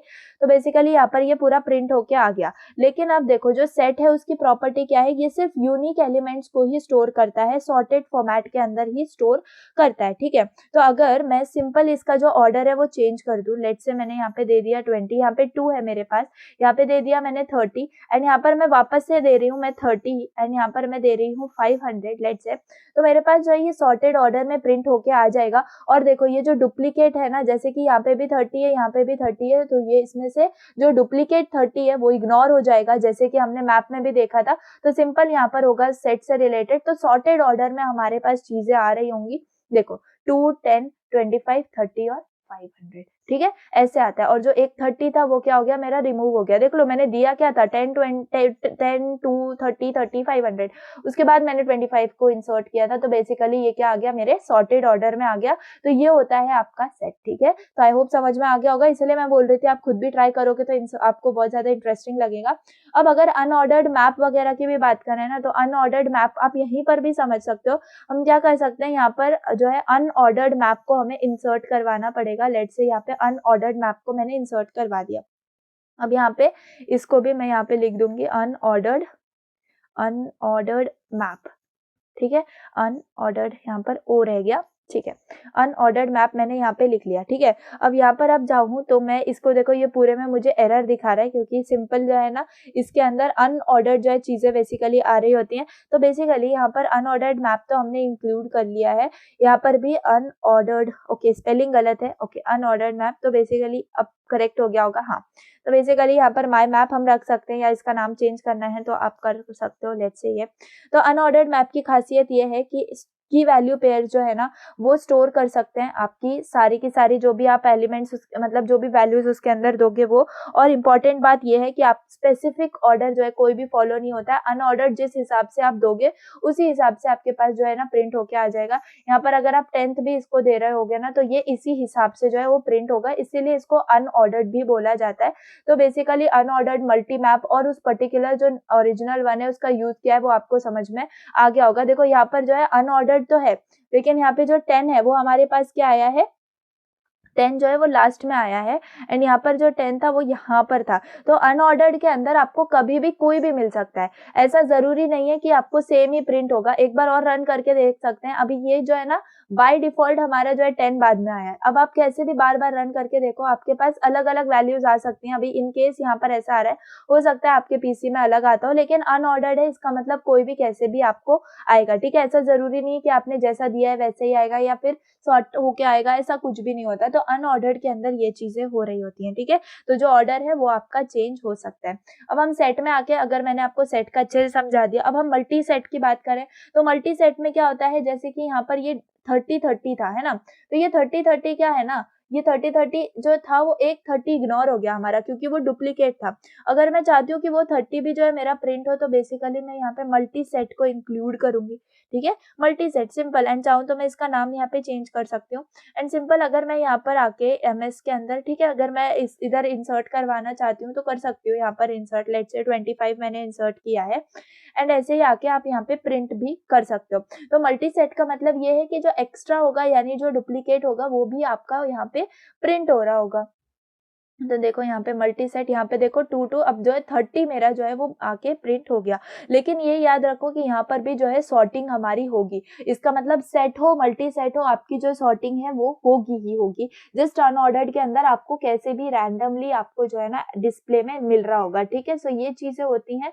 एंड आई होप आपको समझ में आ गया होगा कि मैं सेट के अंदर, मल्टी सेट के अंदर आपको क्या बताना चाह रही हूँ। वैसे अगर आप यहाँ पे अनऑर्डर्ड सेट के अंदर बात करूँ तो अनऑर्डर्ड सेट भी आप इसको यूज कर सकते हो। अब आप वो चीज खुद करके देखना। मैंने मोस्ट ऑफ द सारी चीजें जो है वो आपको एक्सप्लेन कर दी हैं। बाकी सब अब जो है आपको सिंटैक्स समझ में आ गया है सबका। मल्टी सेट और सेट का क्या होता है, मैप, मल्टी मैप का अंदर क्या होता है, हमने वेक्टर डीक्यू देखा, लिस्ट देखा। तो बेसिकली ये चीजों के अंदर क्या डिफरेंस है अब ये आपको अच्छे से समझ में आ गया होगा। तो कंटेनर्स जो है मतलब एक कंपोनेंट्स हमने अच्छे से कर लिए हैं, ठीक है। अब नेक्स्ट टॉपिक जो है वो है हमारा container adapters. So basically container adapters में क्या है, देखो, it simplify the interface for specific use cases by wrapping other containers, ठीक है। यानी कि जो और कंटेनर्स है उनको रैप करके हम उनका स्पेसिफिक यूज कर सकते हैं। यानी कि जो स्टैक है ना, हमने स्टैक के लिए पूरा यूनिट पढ़ा है ना, क्यू के लिए पूरा यूनिट पढ़ा, प्रायोरिटी क्यू भी हमारा एक कॉन्सेप्ट था क्यू का। मतलब ये सब चीजें हमने इतना भर भर के पढ़ी, लेकिन एट लास्ट हम सिंपल स्टैक करके उसका जो है सारा यूज कर सकते हैं। क्यू करके हम उसका सारा जो लॉजिक है वो अप्लाई कर सकते हैं। प्रायोरिटी क्यू सिंपल इतना लिख के हम इसका पूरा जो लॉजिक है वो अप्लाई कर सकते हैं। यहाँ पर ही आके देख लो, ये सब तो चलो कोड्स मैंने आपके लिए रखे हैं सारे। यहाँ पर अब आके देखो कंटेनर एडाप्टर्स के अंदर, तो बेसिकली कंटेनर एडाप्टर स्पेशलाइज्ड होते हैं rappers that provide restricted interface for specific use cases built on existing sequence के कंटेनर्स। तो पहले हमने स्टैक के बारे में अगर पढ़ना चाह रहे हैं तो देखो we operates on LIFO principle, यानी कि लास्ट इन फर्स्ट आउट। और ये पुश, पॉप, टॉप ऑपरेशंस, अगर आपने स्टैक यूनिट मुझसे पढ़ा होगा, ये सारी चीजें आपकी जो है वो पूरी फैमिलियर होंगी। तो बेसिकली ये सब हमने करके देखा, तो ये ऑपरेशंस हम कर सकते हैं। और ये DQ, वेक्टर, लिस्ट, इन सब का अंडरलाइंग कंटेनर होता है, ठीक है। सो ओके, यहाँ पर अगर हम ये वाला कोड आप करके देखो तो मैं सिंपल आपको यहाँ पे एक्सप्लेन कर सकती हूँ। तो बेसिकली सिंपल हम क्या करेंगे, स्टैक को जो है इंक्लूड करेंगे, ठीक है, स्टैक को सिंपल इंक्लूड करेंगे। और मेन फंक्शन में आके वही सिंटैक्स है। सिंटैक्स में देखो सिंपल आपका यहाँ पे स्टैक आ गया, आपने उसका डेटा टाइप बता दिया, आपने उसको जो है नाम दे दिया, एंड अब बस उसी नाम से आप उसमें पुश कर रहे हो, ठीक है। सिंपल ये पुश करने के लिए हमने फंक्शन लिखा था, है ना। तो वो पूरा फंक्शन क्यों हो रहा है, सिंपल स्टैक लाइब्रेरी से हमारा हो पा रहा है ना। इतना बड़ा जो कोड हमने लिखा था वो सिंपल एक वर्ड के अंदर जो है रैप अप हो गया। तो यही है आपके क्या, कंटेनर एडाप्टर्स, ठीक है। तो कंटेनर एडाप्टर्स का क्वेश्चन आता है तो आप स्टैक क्यू या फिर प्रायोरिटी क्यू ये सब एक्सप्लेन करना, और एक का आप चाहो तो कोड लिख सकते हो, ठीक है। तो जस्ट पुश करने के लिए हमने ये जो है सिंपल अपने पुश फंक्शन का यूज किया यहाँ पे। एंड यहाँ पर सी आउट करके अगर हम टॉप एलिमेंट को भी सी आउट करवाना चाह रहे हैं तो सिंपल डॉट टॉप। मुझे बताओ ये फंक्शन मैंने इसके ऊपर कहीं लिखा क्या, नहीं लिखा। देखो मैं इसको आपको रन करके दिखाती हूँ तो ज्यादा आपको फील होगा। यहाँ पर आके देखो, यहाँ पर स्टैक के अंदर आ जाते हैं, .cpp में यहाँ पे लिखती हूँ। एंड यहाँ पर आके हम क्या करेंगे ना, सिंपल हैश इंक्लूड मैं करूंगी एंड यहाँ पर लिख लूंगी IO स्ट्रीम, ठीक है। एंड यहाँ पर हैश इंक्लूड के अंदर मैं लिख लूंगी क्या, मेरा स्टैक, ठीक है, स्टैक, ओह सॉरी, स्टैक, ठीक है। बस यहाँ पर आके यूजिंग नेम स्पेस कर लेंगे एंड std, ओके। यहाँ पर आ जाते हैं मेन फंक्शन के अंदर एंड यहाँ पर लिखेंगे हम अपना कोड जिसमें हम स्टैक लिखेंगे। एंड स्टैक का मैं यहाँ पे टाइप दे रही हूँ जो कि है इंट, एंड उसका यहाँ पर बना दे रही हूँ ऑब्जेक्ट। और यहाँ पर आके स्टैक के अंदर मैं मतलब सिंपल क्रिएट कर रही हूँ, यहाँ पर ऐसे ही रखते हैं। एंड यहाँ पर आके अब मैं उसमें पुश कर रही हूँ, ठीक है। तो just let's say simple st and यहाँ पर मैं कर रही हूँ पॉप, ठीक है, सॉरी पुश, ठीक है। तो पुश अगर मुझे करना है तो मैं सिंपल लेट्स से 10 मुझे पुश करना है एंड इसके बाद मैं आ जाती हूँ, यहाँ पर मुझे पुश करना है क्या, 20 एंड यहाँ पर मुझे पुश करना है 30। तो सिंपल पुश से अब देखो मुझे कोई एरर दिखाया क्या, नहीं। और मैंने पहले क्या किया, अगर मैं ये सिंपल ये जो है ना लाइब्रेरी, इसको मैं रिमूव कर दूं ना तो मुझे पूरा एरर दिखाने लग जाएगा क्योंकि ये स्टैक जो है वो इंक्लूड यहाँ पे नहीं हुआ है, ठीक है। तो बेसिकली ये पुश करके हमने यहाँ पे कर लिया। अब मैं चाहूँ तो यहाँ पर सिंपल एलिमेंट कौन सा st.top जो है इसको यूज करके सिंपल मैं जो है टॉप एलिमेंट को जो है यहाँ पर प्रिंट करवा सकती हूँ। मुझे बताओ ये last in first out principle है तो टॉप में क्या आएगा, ये आप थोड़ा सा सोचो एंड देन मुझे बताओ। उसके बाद मैं ना पॉप ऑपरेशन भी इसके अंदर कर सकती हूँ, यानी जो लास्ट वाला मेरा एलिमेंट होगा वो बेसिकली यहाँ पर पॉप हो जाएगा। एंड अब जाके अगर मैं सी आउट करूंगी तो मेरे पास st.pop सॉरी टॉप अगर मैं करूँ तो मेरे पास क्या आएगा, तो वो देखते हैं, ठीक है। तो basically and last in first out, तो मुझे बताओ यहाँ पे टॉप पे क्या आएगा, टॉप पे आएगा मेरा 30 है ना। एंड यहाँ पे नीचे क्या आएगा मेरे पास, रिमूव हो गया मेरे पास, पॉप हो गया तो 30 रिमूव हो गया और अब टॉप पे क्या बचा मेरा 20 बचा। अब मैं इसको रन करके देखूंगी ना तो देखो पहले 30 आ गया और फिर 20 आ गया, ठीक है। तो क्योंकि मैंने सिंपल टॉप एलिमेंट्स को ही यहाँ पे प्रिंट करवाया था गाइस। तो आई होप आपको समझ में आ गया होगा कि मैं आपको क्या एक्सप्लेन करने की कोशिश कर रही हूँ, कितने सिंपली हमने जो है ना कंटेनर एडाप्टर जो है वो अच्छे से पढ़ लिए है ना। अब देखो इसका आउटपुट यही था। अब आके जो है हम देख लेते हैं क्यू, ठीक है। तो क्यू क्या है, वही चीज है, जस्ट आपका फीफो प्रिंसिपल जो है वो फॉलो होता है, वही पूरा का पूरा कोड आप क्यू के लिए डेडिकेटेडली कर सकते हो। देखो मैं यहीं पे ना इसको क्यू के लिए कर लेती हूँ, यहाँ पर लेट से मैं ये क्यू लिख लेती हूँ, इसको थोड़ा साइड में करते हैं। मैंने क्यू लिख लिया एंड यहाँ पर आके क्यू, ठीक है। ओके बस क्यू को मैंने यहाँ पे ले लिया। तो सिंपल जस्ट इसके अंदर क्या नहीं होता है, टॉप नहीं होता है ना। जो क्यू है हमारा उसके अंदर टॉप नहीं होता है। मुझे बताओ टॉप की जगह क्या होता है फ्रंट, ठीक है। टॉप की जगह क्या होता है, फ्रंट होता है। बस टॉप का ही काम करेगा वो, फ्रंट यहाँ पर आ जाएगा आपका जो है फंक्शन। तो देखो कहीं पर भी हमें जो है एरर नहीं दिखाया। और अब जो है यहाँ पर first in first out principle होता है, तो अब मेरा यहाँ पे जो है फर्स्ट इन फर्स्ट आउट है, इसका मतलब पहले 10 होगा और जब अब मैं पॉप कर लूंगी ना तो मेरे पास यहाँ पे 20 ही आएगा। तो बेसिकली अब रन करके देखे तो 10-20 मेरे पास जो है आंसर आना चाहिए। देखो 10-20 जो है मेरे पास आंसर आ गया। So this is the implementation of your container adapters. And अपने स्टैक क्यू भी अच्छे से एक्सप्लेन कर दिया अगर कोड के साथ, तो आपको कंप्लीट मार्क्स मिलते हैं। अब प्रायोरिटी क्यू की बात करते हैं। तो अगर आपने मेरा क्यू यूनिट पढ़ा होगा मेरे साथ, तो प्रायोरिटी की क्यू की हमने बात की थी, जिसमें हमने देखा था कि जो भी एलिमेंट है वो हम चाहें वो उसको कैसे भी रिमूव कर सकते हैं। प्रायोरिटी वाइज जो है चीजें हो रही होती हैं, यानी लार्जेस्ट एलिमेंट जो है वो फर्स्ट एक्सेस होता है बाय डिफॉल्ट, है ना। अगर उसके अंदर हम कोई वैल्यू नहीं दें तो वेक्टर हम बाय डिफॉल्ट यूज करते हैं और जो लार्ज एलिमेंट होता है वो एक्सेप्ट होता है। तो देखो यहाँ पे ये ऐसे हम लिखते हैं, इसके अंदर भी क्यू ही लिखते हैं, जस्ट प्रायोरिटी क्यू। यहाँ पर क्या लिखना होता है, जस्ट हम प्रायोरिटी क्यू जो है वो लिख रहे होते हैं। एंड यहाँ पर आके टॉप अगर करेंगे तो सिंपल हमारे पास क्या आ जाएगा, कोई भी जो है फ्रंट में हम ले सकते हैं। अब देखो जैसे कि यहाँ पर जो एलिमेंट लार्जेस्ट है वो 30 है, इसीलिए 30 पहले रिमूव हुआ, क्योंकि यहाँ पर हमने कुछ भी एक्स्ट्रा यहाँ पे बताया नहीं कि हमें किस ऑर्डर में चाहिए। तो बाय डिफॉल्ट क्या कर लेता है, वो असेंडिंग वाला कंसीडर कर लेता है। एंड असेंडिंग, यस हम क्यू की बात कर रहे हैं, असेंडिंग डिसेंडिंग। तो बेसिकली यहाँ पर जो फ्रंट के अंदर जो टॉप के अंदर आ जाएगा प्रायोरिटी क्यू के अंदर वो 30 आएगा। एंड यहाँ पर जो है अगर हम पॉप कर दें तो उसके बाद हमारे पास 20 आएगा। तो कुछ इसको कोड करके दिखाने की जरूरत है क्या, देखो यही इसीलिए मैंने ऐसे बनाए हुए हैं। एंड ये वाले जो नोट्स हैं बहुत ज्यादा यूजफुल है for teaching as well and for understanding purpose. तो मैंने जो हैंड रिटन नोट्स हैं वो ऑलरेडी प्राइवेट टेलीग्राम चैनल पे अपलोड कर रखे हैं। ये वाले भी नोट्स मैं अपलोड कर रही हूँ जो लेक्चर नोट्स हैं, तो वहां पे उन लोगों की सारी जो है ना प्रिपरेशन अच्छे से हो रही है। सो अगेन अगर मैं बोलूंगी अगर आपको चाहिए तो डेफिनेटली आप गूगल फॉर्म जो है लिंक डिस्क्रिप्शन के अंदर है वो आप जाके फिल कर लो, तो आपको भी टेलीग्राम चैनल में ज्वाइन कर लिया जाएगा। So that's all, this was all about your priority queue. अब आ जाते हैं एप्लीकेशंस के। तो ये कंटेनर जो क्लासेस होती है ना उनका एप्लीकेशन हम अगर देखें तो कुछ भी नहीं है, आपको सिंपल एक्सप्लेन करना है कि हम इनको कहाँ कहाँ यूज कर सकते हैं। तो वेक्टर एप्लीकेशंस कैसे हो सकते हैं, देखो डायनामिक एरे पहले हमने उसको एक्सप्लेन कर दिया। तो ये कहाँ यूज किया जाता है, used where frequent resizing is needed such as maintaining and expanding list of user records. तो बेसिकली ये हम कोई भी रिकॉर्ड्स को स्टोर करने के लिए हम इसको यूज कर सकते हैं।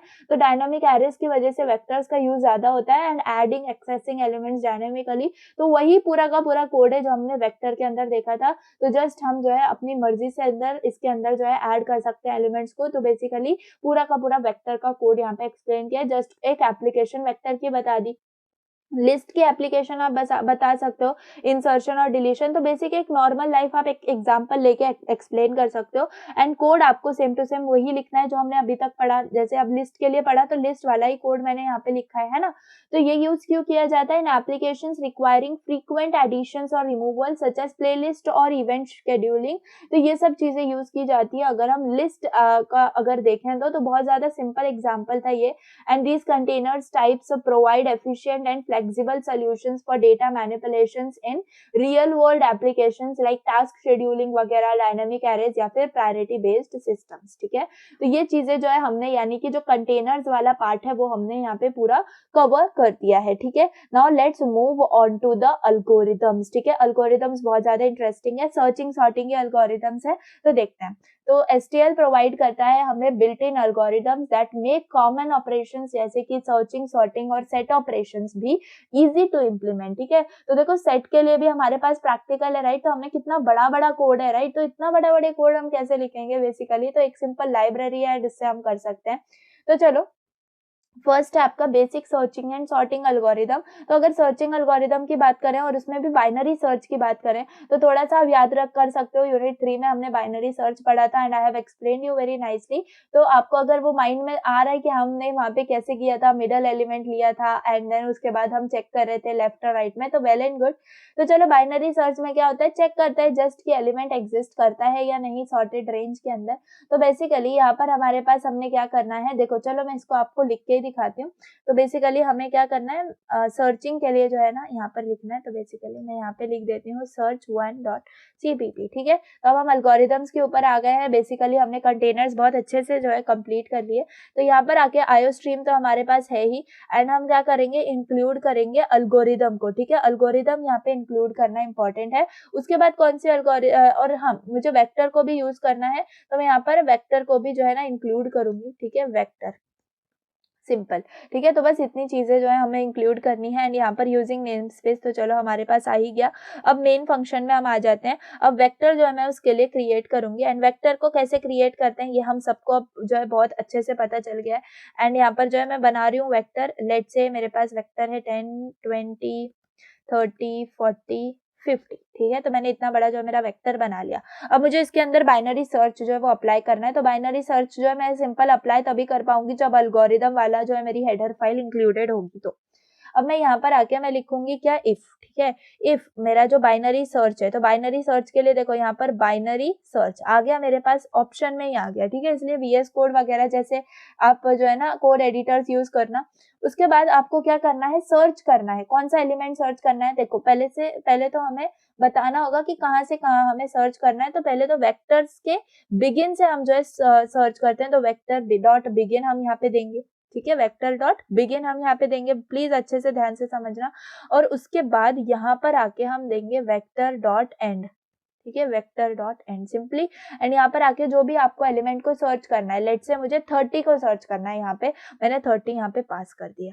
ठीक है ना, इफ के अंदर मैंने इतना लिख दिया। अब ये अगर कंडीशन मेरी ट्रू होती है, यानी कि मैंने जो है वो एलिमेंट को फाइंड कर लिया, तो मैं सिंपल यहाँ पर जो है प्रिंट करवा दूंगी क्या, एलिमेंट फाउंड, है ना, एलिमेंट फाउंड। सिंपल इतना मैं प्रिंट करवाऊंगी एंड यहाँ पर मैं प्रिंट एंडल जो है आ जाएगा। एंड अगर नहीं मिलता है तो सिंपल एल्स के अंदर आ जाऊंगी एंड सी आउट क्या करवा दूंगी, सिंपल क्या, एलिमेंट नॉट फाउंड। ठीक है, एलिमेंट नॉट फाउंड। बस यहाँ पर आके आप चाहो एंडल करा लो। ठीक है, तो ये पूरा का पूरा हमारा कोड है जो कि सर्चिंग का है। मुझे बताओ, ये पूरा का पूरा बाइनरी सर्च का कोड है। ठीक है, तो जो बाइनरी सर्च का कोड हमने इतना बड़ा देखा था एंड उसका एल्गोरिदम सूडो कोड हमें अभी भी प्रॉब्लम दे रहा है यूनिट 3, तो वो सिंपल हम इससे कर सकते हैं। लेकिन गाइज ये सिर्फ आप STL वाले यूनिट में ही करना अभी के लिए, क्योंकि हमें वहां पर यूनिट 3 में लॉजिक बताना है। ठीक है, तो उसके अंदर आप ये सेम कोड यूज नहीं कर सकते हो, आपको मार्क्स बिल्कुल भी नहीं मिलेंगे, क्योंकि वहां पर लॉजिक के मार्क्स हैं एंड यहाँ पर जो है सिंपल आपको STL समझने के मार्क्स हैं। तो अगर अब हम जाके देखें तो हमारा 30 जो है वो हमारी लिस्ट में प्रेजेंट है यहाँ पे, तो मुझे एलिमेंट फाउंड जो है वो यहाँ पे मिल गया। तो यहाँ पे जो है बाइनरी सर्च वाला जो लॉजिक है वो अप्लाई हुआ एंड ये बाइनरी सर्च जो है मेरा इनबिल्ट एल्गोरिदम है, जो कि मुझे सिर्फ ये एल्गोरिदम को यहाँ पर रखने से मिला है। अगर मैं सिंपली इस लाइन को रिमूव कर दूंगी तो मुझे यहाँ पे एरर दिखाने लग जाएगा बाइनरी सर्च में, वो इसीलिए क्योंकि मेरा जो एल्गोरिदम है उसी के अंदर जो बाइनरी सर्च एल्गोरिदम है वो प्रेजेंट है। सो आई होप सर्चिंग का आपको जो है ना समझ में आ गया होगा। यहाँ पर जो मैंने आपको ये जो है यही कोड मैंने आपको करके दिखाया, तो सिंपल यही था। Now let's see what is sorting algorithm. तो जैसे अभी हमने ना सेम अल्गोरिदम ही हमें ऐड करना है और कुछ भी ऐड नहीं करना है। जस्ट हमने जहाँ पर क्या यूज किया था, हमने सिंपल सर्चिंग के लिए बाइनरी सर्च यूज किया था एंड उसमें इफ एल्स लगा दिया था, क्योंकि एलिमेंट फाउंड भी हो सकता है, नॉट फाउंड भी हो सकता है। बस उतना ही करना है, मतलब उतना हमें इफ एल्स नहीं करना है, सिंपल जो किया है बस उतना ही करना है एंड ये हमारा सॉर्टिंग के लिए हो जाएगा। एंड बेसिक सॉर्टिंग के लिए अगर हमें करना है तो बस देखो मैं यहाँ पर आपको करके ही दिखाती हूँ कोड के अंदर, ठीक है। तो सिंपल अगर मैं इसी के अंदर कर दूं आपको चेंज, या फिर चलो न्यू फाइल ही बना लेती हूँ, sort .cpp। तो यहाँ पर आके यहाँ पर ये जो मेरा सर्च का कोड था मैं ये ही कॉपी कर लेती हूँ एंड यहाँ पर आके पेस्ट कर देती हूँ, ठीक है। तो बेसिकली अल्गोरिदम है, यहाँ पर वेक्टर हमने क्रिएट किया एंड इसको जो है मैं पूरा रिमूव कर देती हूँ, ठीक है। अब इसके अंदर क्या करना होगा, लेट से मुझे सॉर्ट करना है ना, तो मैं सॉर्ट एल्गोरिदम को यहाँ पे यूज कर रही हूँ एंड उसके लिए मुझे वेक्टर डॉट बिगिन से जो है स्टार्ट करना है, ठीक है। बिगिन से स्टार्ट करना है और एंड तक जाना है। इसका मतलब क्या है, असेंडिंग ऑर्डर में, यानी कि आपका जो है असेंडिंग सॉर्टिंग जो है वो हो रही होगी। देखो ऐसे नहीं लिखना है एंड इसको जो है रिमूव कर देती हूँ, डॉट एंड हमें लिखना है, यहाँ पर जो है आपका आ जाएगा ब्रैकेट, ठीक है। तो बेसिकली ये जो है असेंडिंग ऑर्डर में होगा। अब इसको मुझे जो है प्रिंट भी करवाना है, तो प्रिंट करवाने के लिए बेसिकली मैं यहाँ पे अपना फॉर लूप ही जो है यूज कर रहे होंगे। तो पहले यहाँ पे लिख देते हैं सॉर्टेड एलिमेंट्स, ठीक है। एंड यहाँ पे आके यहाँ पर फॉर लूप जो है हम लगा रहे होंगे। यहाँ पर इंट एक्स आता है आपका, और जो भी आपने वेक्टर बनाया है ना यहाँ पे वेक्टर, वो आप पास करोगे। यहाँ पे आके आप सी आउट करवा दोगे क्या, एक्स को, ठीक है। बस एंड यहाँ पर आ जाएगी आपकी स्पेस, ठीक है। तो जस्ट आपने इतना कर देना है एंड अब क्या हो जाएगा, आपके ये जो एलिमेंट्स है सॉर्टेड ऑर्डर, अब ये सॉर्टेड में नहीं है तो इसको पहले अनसॉर्टेड भी करना जरूरी है। तो यहाँ पर आ गया मेरा 30, यहाँ पे आ जाता है 10 20, लेट्स से यहाँ पे आपका है 50, यहाँ पर है आपका 40, ठीक है। ऐसे कर देते हैं, मतलब इसको मैंने जंबल कर दिया। अब इसको सॉर्ट होता है या नहीं वो देखते हैं, चेक करते हैं। तो देखो 10 20 30 40 50 दिया क्या था मैंने, 30 10 20 50 40। तो बेसिकली ये जो है सिंपल ये वाला जो मेरा सॉर्ट है ना, सॉर्ट एल्गोरिदम की वजह से हुआ है। एंड हमने सॉर्टिंग की कितनी सारी एल्गोरिदम्स देखी थी, राइट। तो जस्ट ये एक सिंपल एक वर्ड, 4 लेटर्स का वर्ड, आपका वो पूरा का पूरा यूनिट जो है वैसा, मतलब ना फायर तो चलिए कोई बात नहीं, हमने क्या कर लिया, सॉर्टिंग एलिमेंट्स हमने समझ लिया। अब देखो चलो ये तो हो गया असेंडिंग के अंदर। गाइस अगर हमें डिसेंडिंग में करना हो तो हमें कुछ क्या ऐड करना पड़ेगा, कुछ भी नहीं। ये जो हमने लाइन लिखी है ना ये सॉर्ट वाली, ये जो है असेंडिंग के लिए हो गई। अगर हमें इसको डिसेंडिंग बनाना है ना तो सिंपल यहाँ पर मैं क्या ऐड करूंगी, ग्रेटर, और यहाँ पे ऐड करूंगी इंट एंड सिंपल यहाँ पर ये ब्रैकेट्स देना मत भूलना। तो बस अब अगर आप अब देखो ना रन करके, तो आपके पास डिसेंडिंग ऑर्डर के अंदर जो है ना आपके जो भी एलिमेंट्स है वो प्रिंट हो जाएंगे। देखो 50 40 30 20 10। तो यही बस यही मजा है आपके एसटीएल का, इसलिए आपको अब समझ गया होगा कि मेरा फेवरेट यूनिट क्यों है ये, ठीक है। तो ये जो है हमने यहाँ पे आके सॉर्टिंग जो है ये भी अच्छे से समझ लिया। मैंने यहाँ पे भी मेंशन कर दिया, अगर आपको डिसेंडिंग ऑर्डर में करना है तो ये कंपैरेटर का हम यूज कर रहे होते हैं। अब मिनिमम मैक्सिमम एल्गोरिदम अगर हम देखें ना, तो देखो सिंपल आपको बस एल्गोरिदम के अंदर सिंपल यही एल्गोरिदम वाला जो है ना हमें हेडर फाइल इंक्लूड करनी है, बाकी सब जो है हमारा पहले से ही होता है। और वेक्टर का यूज कर रहे हैं एज यूजुअल, तो हमें वेक्टर को इंक्लूड करना है। तो जैसे कि हमारे पास ये वेक्टर है, ठीक है। अब हम सी आउट करवाना चाह रही हूँ मैं, लेट से मिनिमम एलिमेंट, इनमें से मिनिमम एलिमेंट क्या है, तो जस्ट मैं क्या यूज करूंगी, देखो ये एस्टरिस्क एंड मिनिमम एलिमेंट ऐसे ही यूज करना है, main underscore element and beginning से एंड तक मैं ट्रैवर्स करना चाह रही हूँ, एंड वैसे ही मैक्सिमम एलिमेंट, ठीक है। तो यही चीज अगर यहाँ पर आके देखे ना, तो मैं चलो यहाँ पर इसको कॉपी कर लेते हैं एंड न्यू फाइल यहाँ पे बना लेते हैं, जो कि अब मैं यहाँ पे बना लेती हूँ। लेट्स से अभी मैं किसके लिए कर रही हूँ, मैं कर रही हूँ क्या, मिन मैक्स एल्गोरिदम के लिए। तो सिंपल यहाँ पे फाइल बना लेते हैं मिन मैक्स, ठीक है, सिंपल .cpp, ठीक है। अब ये जो कोड्स हैं एग्जाम के टाइम्स में मुझे अपलोड करने के लिए इजी हो जाएंगे, इसलिए I am making different files. तो चलिए यहाँ पर जो है हम यहाँ पर सिंपल, अब मुझे क्या देखना है, मुझे देखना है मिनिमम मैक्सिमम। तो मैंने क्या कर दिया, पहले तो मैंने यहाँ पर अपना दे दिया वेक्टर बना दिया, ठीक है। इसको सिंपल मैं रिमूव कर देती हूँ यहाँ से, ओके यहाँ से, एंड इन सब चीजों की अब मुझे जरूरत नहीं है। यस ठीक है, अब मैं आ जाती हूँ। मुझे ये जो वेक्टर है मुझे इसका मिनिमम एलिमेंट फाइंड आउट करना है और मैक्सिमम एलिमेंट फाइंड आउट करना है।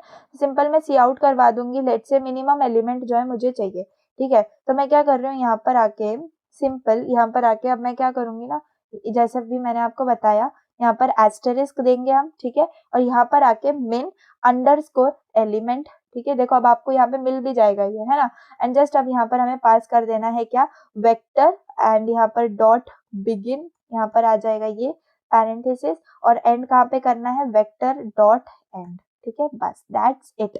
तो ये जो है अब मेरा मिनिमम एलिमेंट जो है मुझे यहाँ पे दे देगा लाके, एंड जस्ट इसके बाद में एक एंगल यहाँ पर नेक्स्ट लाइन पे आ जाती हूँ, एंड यही चीज अगर मुझे मैक्सिमम एलिमेंट के लिए चाहिए तो मैं यही सेम कॉपी कर रही हूँ, मैक्स यहाँ पे लिख रही हूँ, एंड यहाँ पर ही सिंपल क्या आ जाएगा, सिंपल मैक्स आ जाएगा मेरे पास, दैट्स इट, ठीक है। तो अगर अब मैं इसको जो है प्रिंट करवाऊँ तो पहले देख लो मेरा मिनिमम 10 आना चाहिए और मैक्सिमम 50 आना चाहिए, राइट, तो इस हिसाब से देख लेते हैं। देखो मिनिमम एलिमेंट 10 आ गया, मैक्सिमम 50 आ गया, मतलब कोई भी हमें एक्स्ट्रा इसके अंदर लॉजिक लगाने की जो है ना जरूरत नहीं है। तो छोटे छोटे जो कोड्स हैं वो हमारे इसी चीज से जो है अच्छे से हो जाते हैं। एंड देखो एक और कस्टम इसके अंदर क्या है, अगर आपको मिनिमम मैक्सिमम साथ में चाहिए तो जस्ट मिन मैक्स एलिमेंट, आप डायरेक्टली मिन मैक्स एलिमेंट को यूज करोगे, एंड यहाँ पर इसको ऑटो कर लो, क्योंकि मिनिमम और मैक्सिमम जो है आपके कोई भी डेटा टाइप हो सकता है, तो बेसिक ऑटो उसको हम जो है कंसीडर करते हैं, मिनिमम आइटरेटर और मैक्सिमम आइटरेटर, तो ऐसे आप इसको यूज करते हो, ठीक है। अब सेट ऑपरेशंस के लिए क्या करना होता है, देखो सेट ऑपरेशंस में हम यूनियन हो गया, इंटरसेक्शन हो गया, डिफरेंस हो गया, ये सब भी हम एसटीएल का यूज करके कर सकते हैं बहुत ज्यादा सिंपली। तो पहले अगर यूनियन के लिए देखें तो ये क्या करता है, कंबाइन करता है सारे के सारे यूनिक एलिमेंट्स को जो भी दोनों भी रेंज में प्रेजेंट होंगे। तो पहले तो एल्गोरिदम ही मुझे यहाँ पर लेना है और कुछ भी नहीं। अब मैं वेक्टर बनाऊंगी जो भी मेरे दो सेट्स हैं, ठीक है, V1 और V2, ये मेरे क्या हो गए दो। आप बोलोगे कि आप ये सेट से क्यों नहीं कर रहे हो, तो आप सेट से भी कर सकते हो, लेकिन वेक्टर जो है ये मोर प्रेफर्ड चीज है। तो चलो यहाँ पर V1 V2 मैंने यहाँ पे दो बना लिए। अब मैं रिजल्ट भी एक बना रही हूँ जिसके अंदर मेरे 6 ही एलिमेंट्स होंगे, क्योंकि टोटल मेरे पास 6 एलिमेंट्स है। अब ऑटो मैं IT यानी कि आइटरेटर यूज कर रही हूँ, जो है set union, set union function का मैं यूज करूंगी तो मेरे पास जो है यूनियन हो जाएगा। गाइज आपको सिंपल इतना याद रखना है कि यहाँ पर आपको स्टार्ट किससे करना है, V1 के बिगिन से स्टार्ट करना है, फिर V1 को एंड भी करना है, ठीक है, तो ये ट्रैवर्स हो गया। उसके बाद V1 का एंड भी हो गया, अब V2 का बिगिन और V2 का एंड, ठीक है, V2 का बिगिन V2 का एंड हो गया। उसके बाद हम रिजल्ट का क्या कर रहे होंगे ना, बिगिन कर रहे होंगे, ठीक है, रिजल्ट का यहाँ पे आपका बिगिन हो जाएगा, दैट्स इट। अब यहाँ पर आके रिजल्ट को आप रिसाइज करोगे तो आइटरेटर माइनस आप रिजल्ट डॉट बिगिन भी कर सकते हो। तो बेसिकली इस रिजल्ट को हमने यहाँ पे रिसाइज कर दिया और कुछ भी नहीं। अब आप चाहो तो देखो यहाँ पर सिंपल सी आउट करो, यहाँ पे यूनियन, एंड यहाँ पर आप अगर रिजल्ट को जो है प्रिंट करवाओगे ना अब आके, तो आपका सी आउट में आपको सिंपल क्या मिलेगा आउटपुट में 10 20 30 40, क्योंकि देखो यहाँ पर 10 20 20 20 क्या हो रहा है, तब डुप्लीकेट है, 30 30 डुप्लीकेट है, तो सिंपल 10 20 30 40 आपके हो जाएंगे।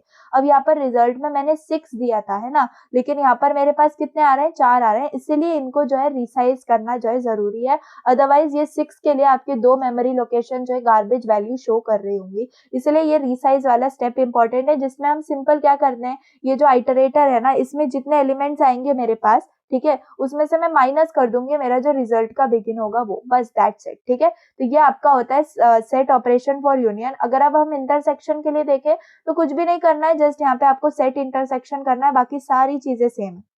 डिफरेंस के लिए करना है सेट डिफरेंस यूज करो, बस बाकी सब चीजें सेम है, ठीक है। तो बस यही है जो कि हम सेट से भी कर सकते हैं। एंड गाइज हमने जो है ना सेट ऑपरेशंस यानी कि set operations, min max algorithm और सर्चिंग सॉर्टिंग एल्गोरिदम, यानी एल्गोरिदम का भी जो पार्ट है वो पूरा का पूरा यहाँ पे कवर कर लिया, ठीक है। So that's was about containers and algorithms completely, and I hope अभी तक तो इंटरेस्टिंग चल रहा है हमारा यूनिट।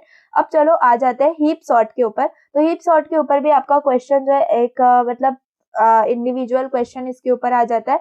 एंड इसके लिए मैंने सबसे इजी जो है ना इसका कोड लाके रखा है। ये बड़ा आपको लगता होगा, लेकिन जो ओरिजिनल कोड आप हीप सॉर्ट का जाके सर्च करोगे तो इससे भी बड़ा है, लेकिन हाँ मैंने इसको बहुत ज्यादा जो है ना बहुत ज्यादा चीजें मैंने STL से यूज करके इसके अंदर की हैं, तो बहुत ज्यादा अच्छे से समझ में आएगा आपको हीप सॉर्ट। देखो ये क्या है, कंपैरिजन बेस्ड सॉर्टिंग एल्गोरिदम है जो कि बाइनरी हीप डेटा स्ट्रक्चर को यूज करता है। It sorts an array in big O of n log n time complexity and operates in two main phases, basically building a max heap। यानी कि arrange कर देता है एरे को into a binary heap structure जहाँ पे जो parent है is greater than it's children, ठीक है, जो पेरेंट होगा वो ग्रेटर देन इट्स चिल्ड्रन होगा। हीपिफाई एंड सॉर्टिंग यानी कि repeatedly extracts the largest element यानी कि root and replaces it at the end of the array. तो क्या हो रहा होगा, देखो स्टेप्स में अगर देखें तो पहले तो एक मैक्सिमम हीप जो है वो इनपुट एरे में से बिल्ट होता है, ठीक है। उसके बाद सेकेंडली स्वैप होते हैं रूट एलिमेंट्स, यानी कि जो लार्जेस्ट है उसको लास्ट एलिमेंट के साथ जो है वो स्वैप किया जाता है। समझ में आ रहा है क्या कर रहे हैं हम? सॉर्टिंग ही कर रहे हैं, सॉर्टिंग ही कर रहे हैं। जस्ट जो लार्जेस्ट एलिमेंट मुझे फर्स्ट में मिला है ना, उसको मैं लास्ट में डाल दूंगी, फिर आगे बढ़ूंगी, जो लास्ट में मुझे फर्स्ट लार्जेस्ट मिला है उसको मैं लास्ट में डाल दूंगी। ऐसे करके जो मेरा एलिमेंट या फिर जो एरे है वो सॉर्ट हो जाएगा। हम रिड्यूस करते रहेंगे हीप साइज को बाय 1, क्योंकि हमें जो है आगे बढ़ना है ना। हमने उस लार्जेस्ट को देख लिया, हम आगे बढ़ गए, अब हमें दूसरे जो बचे हुए उस एलिमेंट उस एरे के ऊपर फोकस करना है।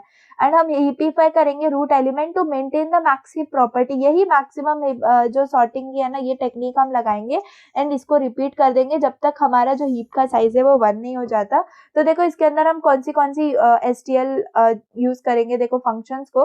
तो इट मेक्स इजी, ओके चलो मेक हीप, यानी कि सिंपल अगर मुझे रेंज कन्वर्ट करना है उसको रेंज के अंदर, तो बेसिकली मेक हीप जो है ना, ये फंक्शन का मैं यूज करूंगी, ठीक है। Converts a range into a heap. उसके बाद पुश हीप, यानी कि अगर मुझे एलिमेंट्स को ऐड करने अपने हीप में तो मैं पुश हीप को ऐसे कर सकती हूँ, रिमूव करना है तो पॉप हीप से कर सकती हूँ। सॉर्ट हीप से मैं क्या कर सकती हूँ, सॉर्ट कर सकती हूँ हीप को मेरे असेंडिंग ऑर्डर में, दैट्स इट, ठीक है। तो देखो हमें इसके अंदर क्या करना है, मैं आपको बहुत अच्छे से एक्सप्लेन करती हूँ। देखो हमने सिंपल ये किया, वेक्टर एल्गोरिदम, हमने जो है ना सिंपल हीप फंक्शन को यूज करना है इसलिए एल्गोरिदम को ऐड किया है। मैं वेक्टर एरे क्रिएट कर रही हूँ, जो कि मेरा ये एरे है, कोई एलिमेंट है जिसको मुझे सॉर्ट करना है एट द एंड। तो मैं सी आउट करवा सकती हूँ पहले, तो ये ओरिजिनल एरे है वो, अगर चाहो तो, नहीं तो नहीं भी करवा सकते हो। अब मैं पहले क्या करूंगी, ये जो एरे है ना इसको मैं पहले कन्वर्ट कर दूंगी हीप के अंदर। तो हीप के अंदर कन्वर्ट करने के लिए मैं मेक हीप का जो है ना, मेक हीप फंक्शन का यूज कर रही होंगी। उसमें एरे बिगिन से एरे एंड तक मैं जा रही होंगी, तो ये जो है मेरे एरे को कन्वर्ट कर देगा मैक्स हीप के अंदर, ठीक है। अब सी आउट करवा दूंगी कि ये मेरी हीप है, एंड उसके लिए भी वापस से सेम फॉर लूप में लिखूंगी, तो मेरा जो हीप है वो यहाँ पे प्रिंट हो जाएगा। उसके बाद मैं कन्वर्ट करूंगी वापस से उस एरे को, वापस से हो गया क्या ये कन्वर्ट एरे हुई, ओके ठीक है, ये वापस से हो गया। ये वाला जो पोर्शन है इसको आप रिमूव जो है इसको इग्नोर करो। सिंपल अब मैं सॉर्ट करूंगी, तो देखो चलो मैं इसको आप करके दिखाती हूँ बहुत ज्यादा सिंपल वे में, आई विल शो यू। तो जल्दी से देख लेते हैं यहाँ पे। एंड इससे ज्यादा आपको हीप सॉर्ट जो है वो इससे ज्यादा सिंपल कोई नहीं बताएगा। एंड इसका जो मेन कोड है, जिनको वो कोड लिखना है ना, तो वो कोड और भी ज्यादा आपको जो है मार्क्स दे रहा होगा। तो बेसिकली वो कोड भी मैं आपको प्राइवेट टेलीग्राम चैनल पे डाल दूंगी, अगर आपको चाहिए तो मुझे आप कमेंट्स में डाल दो, मैं ऑफिशियल पे भी डाल दूंगी, ठीक है। तो चलो हीप सॉर्ट के लिए अगर मैं देखूँ ना, तो सिंपल मैं पहले तो ये जो मेरी लाइब्रेरीज है ना, पहले CPP से ही मैं कर लेती हूँ। यहाँ पर आ जाते हैं हैश इंक्लूड, एंड यहाँ पर मैं अल्गोरिदम्स को पहले ऐड कर लूंगी, ठीक है। उसके बाद हैश इंक्लूड करके मैं यहाँ पे वेक्टर को भी ऐड कर दूंगी, because I am using vector, ठीक है। यूजिंग नेम स्पेस हो गया यहाँ पे। एंड मेन फंक्शन के अंदर आके मैं क्या करूंगी ना, मैं पहले वेक्टर को क्रिएट कर दूंगी, ठीक है। यहाँ पर आ जाते हैं एंड सिंपल, एक सेकेंड, यहाँ पे वेक्टर मैं क्रिएट करना चाह रही हूँ जो कि है मेरा इंट वेक्टर, ठीक है। इसके अंदर आके मैं एरे बना रही हूँ जो कि है मेरी लेट से 12, और वहां पर जो थे वही ले लेती हूँ 11, एंड फिर था 13, फिर 5 एंड 6 एंड 7, ठीक है। तो बेसिकली ये जो है मैंने एरे बना लिया। अब चाहूँ तो मैं यहाँ पे सी आउट करवा सकती हूँ ओरिजिनल एरे, ठीक है, ओरिजिनल एरे। एंड यहाँ पर ही सिंपल अब मुझे वो फॉर लूप लिखना पड़ेगा जो कि है इन टेक्स, एंड यहाँ पर आ जाएगा मेरा एर, ठीक है। एंड यहाँ पर मैं सिंपल प्रिंट करवा दूंगी या फिर सी आउट करवा दूंगी बेसिकली एक्स, एंड यहाँ पर इसमें दोनों के बीच में एक स्पेस, ठीक है। तो ये हो गया, ये मेरा ओरिजिनल एरे यहाँ पे प्रिंट हो जाएगा, ठीक है। अब मुझे इसको हीप बनाना है ना, हीप बनाना है, तो सिंपल मैं मेक हीप का जो है ना, मेक हीप, ठीक है, मेक हीप, ये मैं फंक्शन को यूज करूंगी। उसके लिए एरे डॉट बिगिन से जो है मुझे स्टार्ट करना है, एंड कहाँ तक जाना है, एरे डॉट एंड तक मुझे जाना है, ठीक है। तो ये जो है मैंने मेक हीप कर लिया, इसका मतलब मेरा जो एरे है वो कन्वर्ट हो चुका है हीप में, है ना। अब मैं यही सी आउट फंक्शन को यहाँ पर जो है कॉपी कर लेती हूँ, एंड यहाँ पर आके पेस्ट कर लेती हूँ ओरिजिनल एरे, एंड यहाँ पर मैं क्या लिखूंगी, ये है मेरा सिंपल हीप, ठीक है। ये इसको मैं डिलीट कर देती हूँ, यस दैट्स इट, ठीक है। तो यहाँ पर ये हो गया, एंड सिंपल इतना जो है मैं करके यहाँ पर आ जाती हूँ, एंड यहाँ पर मैं सिंपल सी आउट एंडल भी देती चलती हूँ ताकि मेरा जो है ओवरलैपिंग ना हो। यहाँ पर भी मैं एंडल दे देती हूँ, ठीक है, सिंपल सी आउट यहाँ पे एंड L, ठीक है। नाउ ये हीप भी बन गई। अब मुझे सॉर्ट करने के लिए सिंपल लिखना होगा, तो उसके लिए मेरे पास क्या है, सिंपल सॉर्ट हीप क्या है, एक फंक्शन है ना, जिसके अंदर मैं वही करूंगी क्या, एरे डॉट बिगिन एंड यहाँ पर एंड कहाँ तक जाना है, मुझे एरे डॉट एंड तक जो है जाना है, ठीक है। That's it. अब यहाँ पर आके यही जो है ना, यही सिंपल मैं कॉपी कर लेती हूँ एंड यहाँ पर आके पेस्ट कर लेती हूँ। गाइस कितना सिंपल है ना, बस ऐसे ही करना है। एंड यहाँ पर ये क्या है, आपका सॉर्टेड एरे हो जाएगा यहाँ पे आके, तो sorted array, okay, sorted array, है ना।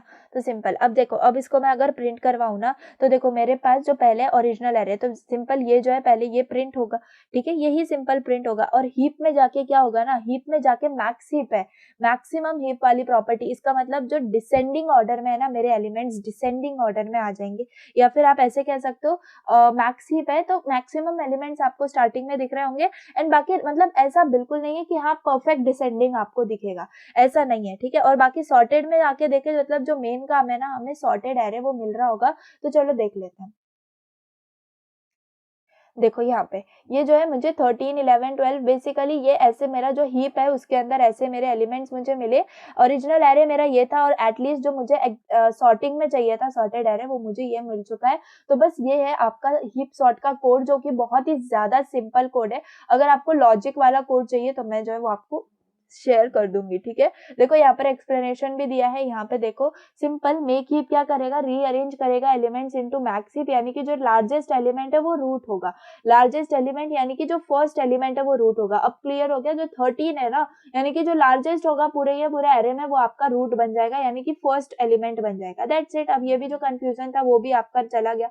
सॉर्ट हीप की बात करें तो आप जस्ट सिंपली सॉर्टेड एरे हो जाएगा असेंडिंग ऑर्डर में।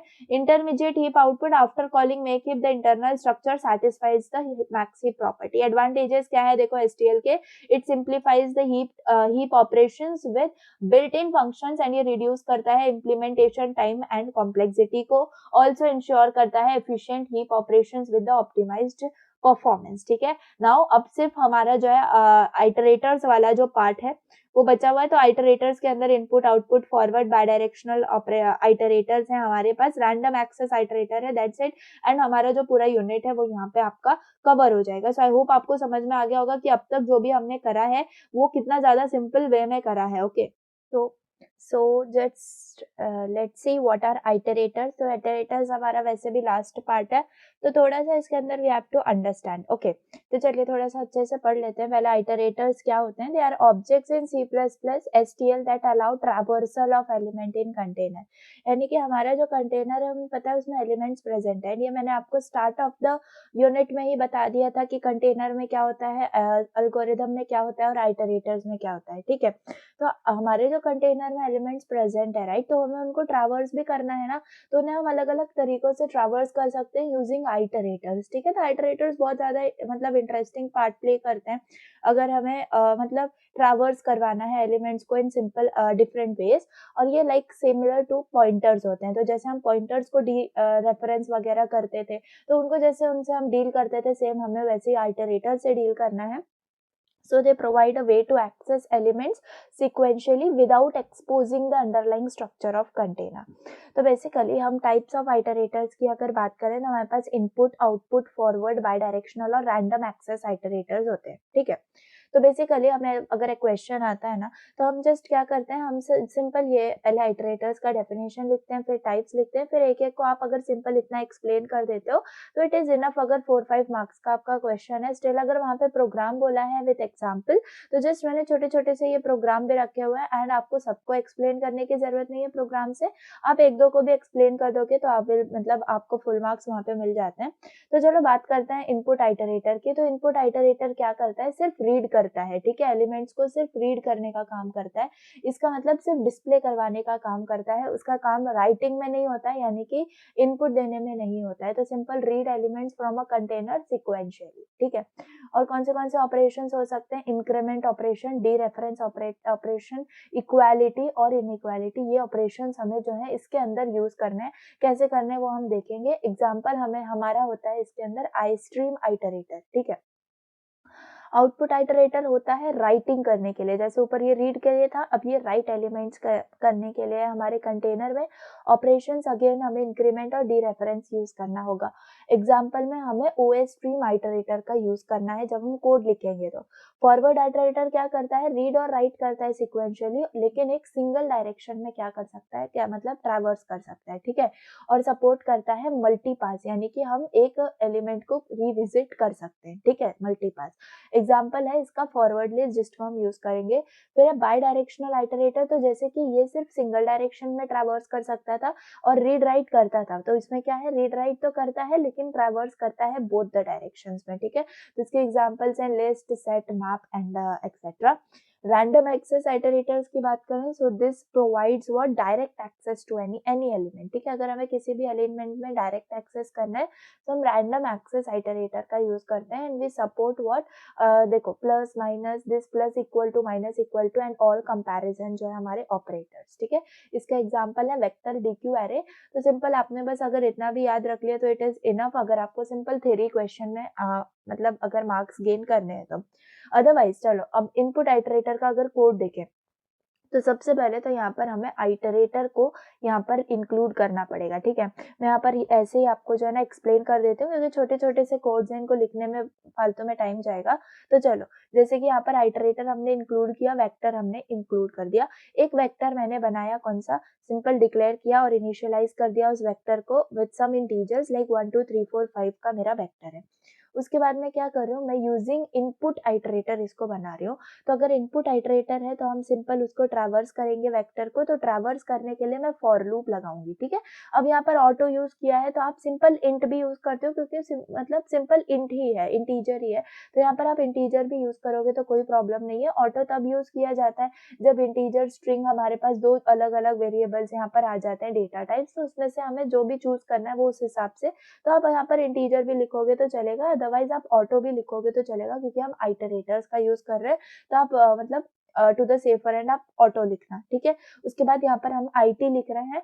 IT यानी कि मैंने उस आइटरेटर को क्या किया है, इनिशियलाइज किया है, जो कि ऑटो टाइप का है, उसको मैं ट्रैवर्स कर रही हूँ, तो मैं वेक्टर के बिगिन से लेके वेक्टर के एंड तक ट्रैवर्स करूंगी, तो इसलिए यहाँ पर लिखा है IT जब तक वेक्टर के एंड तक नहीं चला जाता आई हैव टू ट्रैवर्स, और मैं आइटरेटर को प्लस प्लस यानी कि इंक्रीमेंट करती रहूंगी। और जैसे कि मैंने आपको स्टार्टिंग में बोला, आइटरेटर क्या है, एक पॉइंटर है, ठीक है। तो मुझे उसको जब मैं डीप रेफरेंस करूंगी तभी मुझे जो है वो प्रिंट करके जो है वैल्यूज दे रहा होगा, ठीक है। So I have to dereference iterator to access value and print it, okay. Simple बस इतना सा कोड है। एंड जब आप ये कोड रन करोगे तो आपको मिलेगा 1 2 3 4 5, जो कि सिंपल हमने जो वेक्टर दिया था उसने यहाँ पर रीड कर लिया, ठीक है। So this was the basic and very simple code of your input iterator. Now let's see what is output iterator. तो आइटरेटर हमेशा हमें इंक्लूड करना है। नाउ हमने क्या किया, वेक्टर को यहाँ पे डिक्लेयर कर दिया एंड सिंपल 10 20 30 मेरा जो है क्या था, मतलब सिंपल हमारा था वेक्टर जो मैंने यहाँ पे इंक्लूड किया है। अब जैसे कि OS स्ट्रीम आइटरेटर, मैंने आपको स्टार्टिंग में ही बताया, यहाँ पर इसका एग्जांपल क्या है, OS स्ट्रीम आइटरेटर है, तो हमें उसको यूज करना पड़ेगा अगर हमें राइट करना है तो, ठीक है। तो सिंपल यहाँ पर हम क्या करेंगे, यहाँ पर OS स्ट्रीम आइटरेटर का यूज करेंगे, यहाँ पर कोई इंटीजर दे देंगे, ठीक है, whatever integer we want to take. So basically यहाँ पर हम क्या कर रहे हैं, यहाँ पर हम एक आउटपुट आइटरेटर को क्या कर रहे हैं, जनरेट कर रहे हैं, मतलब सिंपल क्रिएट कर रहे हैं और उससे प्रिंट करवा रहे हैं वैल्यूज को, ठीक है। तो बेसिकली यहाँ पर मैंने OS स्ट्रीम आइटरेटर का यूज किया इंटीजर टाइप में, और मुझे यहाँ पे आउटपुट यूज करना है। आप चाहो तो आउट भी यूज कर सकते हो, ठीक है। तो इससे क्या है, ये आउटपुट हमारा आइटरेटर है एंड सिंपल उसको हम सी आउट करवाएंगे और बीच में मतलब एक एक स्पेस चाहिए हमें, that's it. And using output iterator में क्या करूंगी, कॉपी करेंगे हम वेक्टर के एलिमेंट्स को, ताकि हम उसको क्या कर पाए, हमारे कंसोल में जो भी टर्मिनल है उसमें प्रिंट कर पाए, ठीक है, using output iterator, that's it. इसलिए जस्ट यहाँ पे कॉपी का यूज होता है and using output iterator simple and vector begin vector and यहाँ पर ये जो आउटपुट था, चाहे आप यहाँ पे आउट लिखो या कुछ भी लिखो, वो जस्ट हमने यहाँ पे कर दिया पास, ठीक है, क्योंकि यहाँ से जो है हमने उसको कॉपी किया, दैट्स इट, ठीक है। हमने उसको एज इट इज क्या करवा दिया, यहाँ पे प्रिंट करवा दिया, ठीक है। तो दैट वाज बेसिक आइटरेटर, है ना। Now coming to forward iterator, तो फॉरवर्ड आइटरेटर के अंदर हम फॉरवर्ड लिस्ट का यूज करते हैं, तो इसलिए यहाँ पर फॉरवर्ड लिस्ट को क्या किया, इंक्लूड किया, हमने आइटरेटर को इंक्लूड नहीं किया। सो फॉरवर्ड लिस्ट को मैंने इंटीजर टाइप में बनाया एंड उसका मैंने यहाँ पे मतलब उसका नाम दिया एफ लिस्ट। लेट से 100 200 300 उसमें मेरे क्या थे, कुछ एलिमेंट्स हैं। अब मैं फॉरवर्ड आइटरेटर से कर रही हूँ गाइस, सिंपल है, जस्ट यहाँ पर आपने क्या करना है, जैसे हमने क्या किया था इनपुट आइटरेटर में किया था, सेम टू सेम वैसा ही कोड है, जस्ट वेक्टर के जगह हमने क्या यूज किया है, यहाँ पे फॉरवर्ड लिस्ट को यूज किया है। बाकी पूरा का पूरा जो कोड है आप देख सकते हो यहाँ पर तक सब कुछ सेम है, ठीक है। सो जस्ट यहाँ पे फॉरवर्ड लिस्ट का हमें यूज करना है फॉरवर्ड आइटरेटर में। अब बाय डायरेक्शनल आइटरेटर का एग्जांपल देख लो, तो सिंपल हमें लिस्ट को यहाँ पे क्या करना है, इंक्लूड करना है। क्यों? क्योंकि लिस्ट कंटेनर होगा ना, तो लिस्ट कंटेनर में हम बाय डायरेक्शनल आइटरेटर को यूज करते हैं। देखो यहाँ पर, देखो वापस आई एम मेकिंग यू, यहाँ पे देखो एग्जाम्पल लिस्ट है ना, तो बेसिकली अगर लिस्ट है उसमें मुझे बाय डायरेक्शनल आइटरेटर का यूज करना है, तो लिस्ट इंक्लूड करना पड़ेगा। लिस्ट मैंने इनिशियलाइज कर दी, डिक्लेयर कर दी, उसमें एलिमेंट्स भर दिए ना, सी आउट के करके मैं using simple bidirectional iterator लिखवा रही हूँ। एंड देखो पूरा का पूरा कोड अगेन वैसा ही है, जस्ट एक चीज ऐड हुई है, वो है यहाँ पे आर, ठीक है, रिवर्स बिगिन और रिवर्स एंड, ठीक है। तो ये क्या करेगा, ये यूज करेगा रिवर्स आइटरेटर को to traverse the list in the reverse order. तो बेसिकली ये 5 10 15 है, तो मुझे यहाँ पे क्या मिल जाएगा, 15 10 और 5, ठीक है ना। तो ये क्या कर रहा है, सिंपल बाय डायरेक्शनल के अंदर हमने इसको प्रिंट करवाया है। अगर आप आर निकाल दोगे, बिगिन रखोगे, आर निकाल दोगे, एंड रखोगे, तो आपको ये सिंपल जैसे 5 10 15 है ऐसे ही आपको मिलेगा। Clear? So that was your bidirectional iterator. Now the last one is random access iterator. तो इसमें भी हमें कुछ नहीं करना है, जस्ट यहाँ पे वेक्टर ले लिया हमने, यहाँ पे वेक्टर। अब हमें रैंडमली किसी वेक्टर को एक्सेस करना है, तो कुछ भी नहीं, यहाँ पर हम साइज टी दे सकते हैं और आई 0 से स्टार्ट होगा और वेक्टर के साइज तक जाएगा। एंड यहाँ पर सी आउट हम करवा सकते हैं वेक्टर ऑफ आई, ठीक है। तो सिंपल ये जो वेक्टर्स हैं ये मेरे पास प्रिंट होके आ जाएंगे एज इट इज, ठीक है। So that was the use of random access iterator, that's it, ठीक है। यहाँ पर कंपैरिजन आप देख सकते हो आइटरेटर का, तो इनपुट आइटरेटर फॉरवर्ड है, आउटपुट आइटरेटर फॉरवर्ड है और फॉरवर्ड आइटरेटर भी फॉरवर्ड है। रैंडम एक्सेस इनमें अलाउड नहीं है।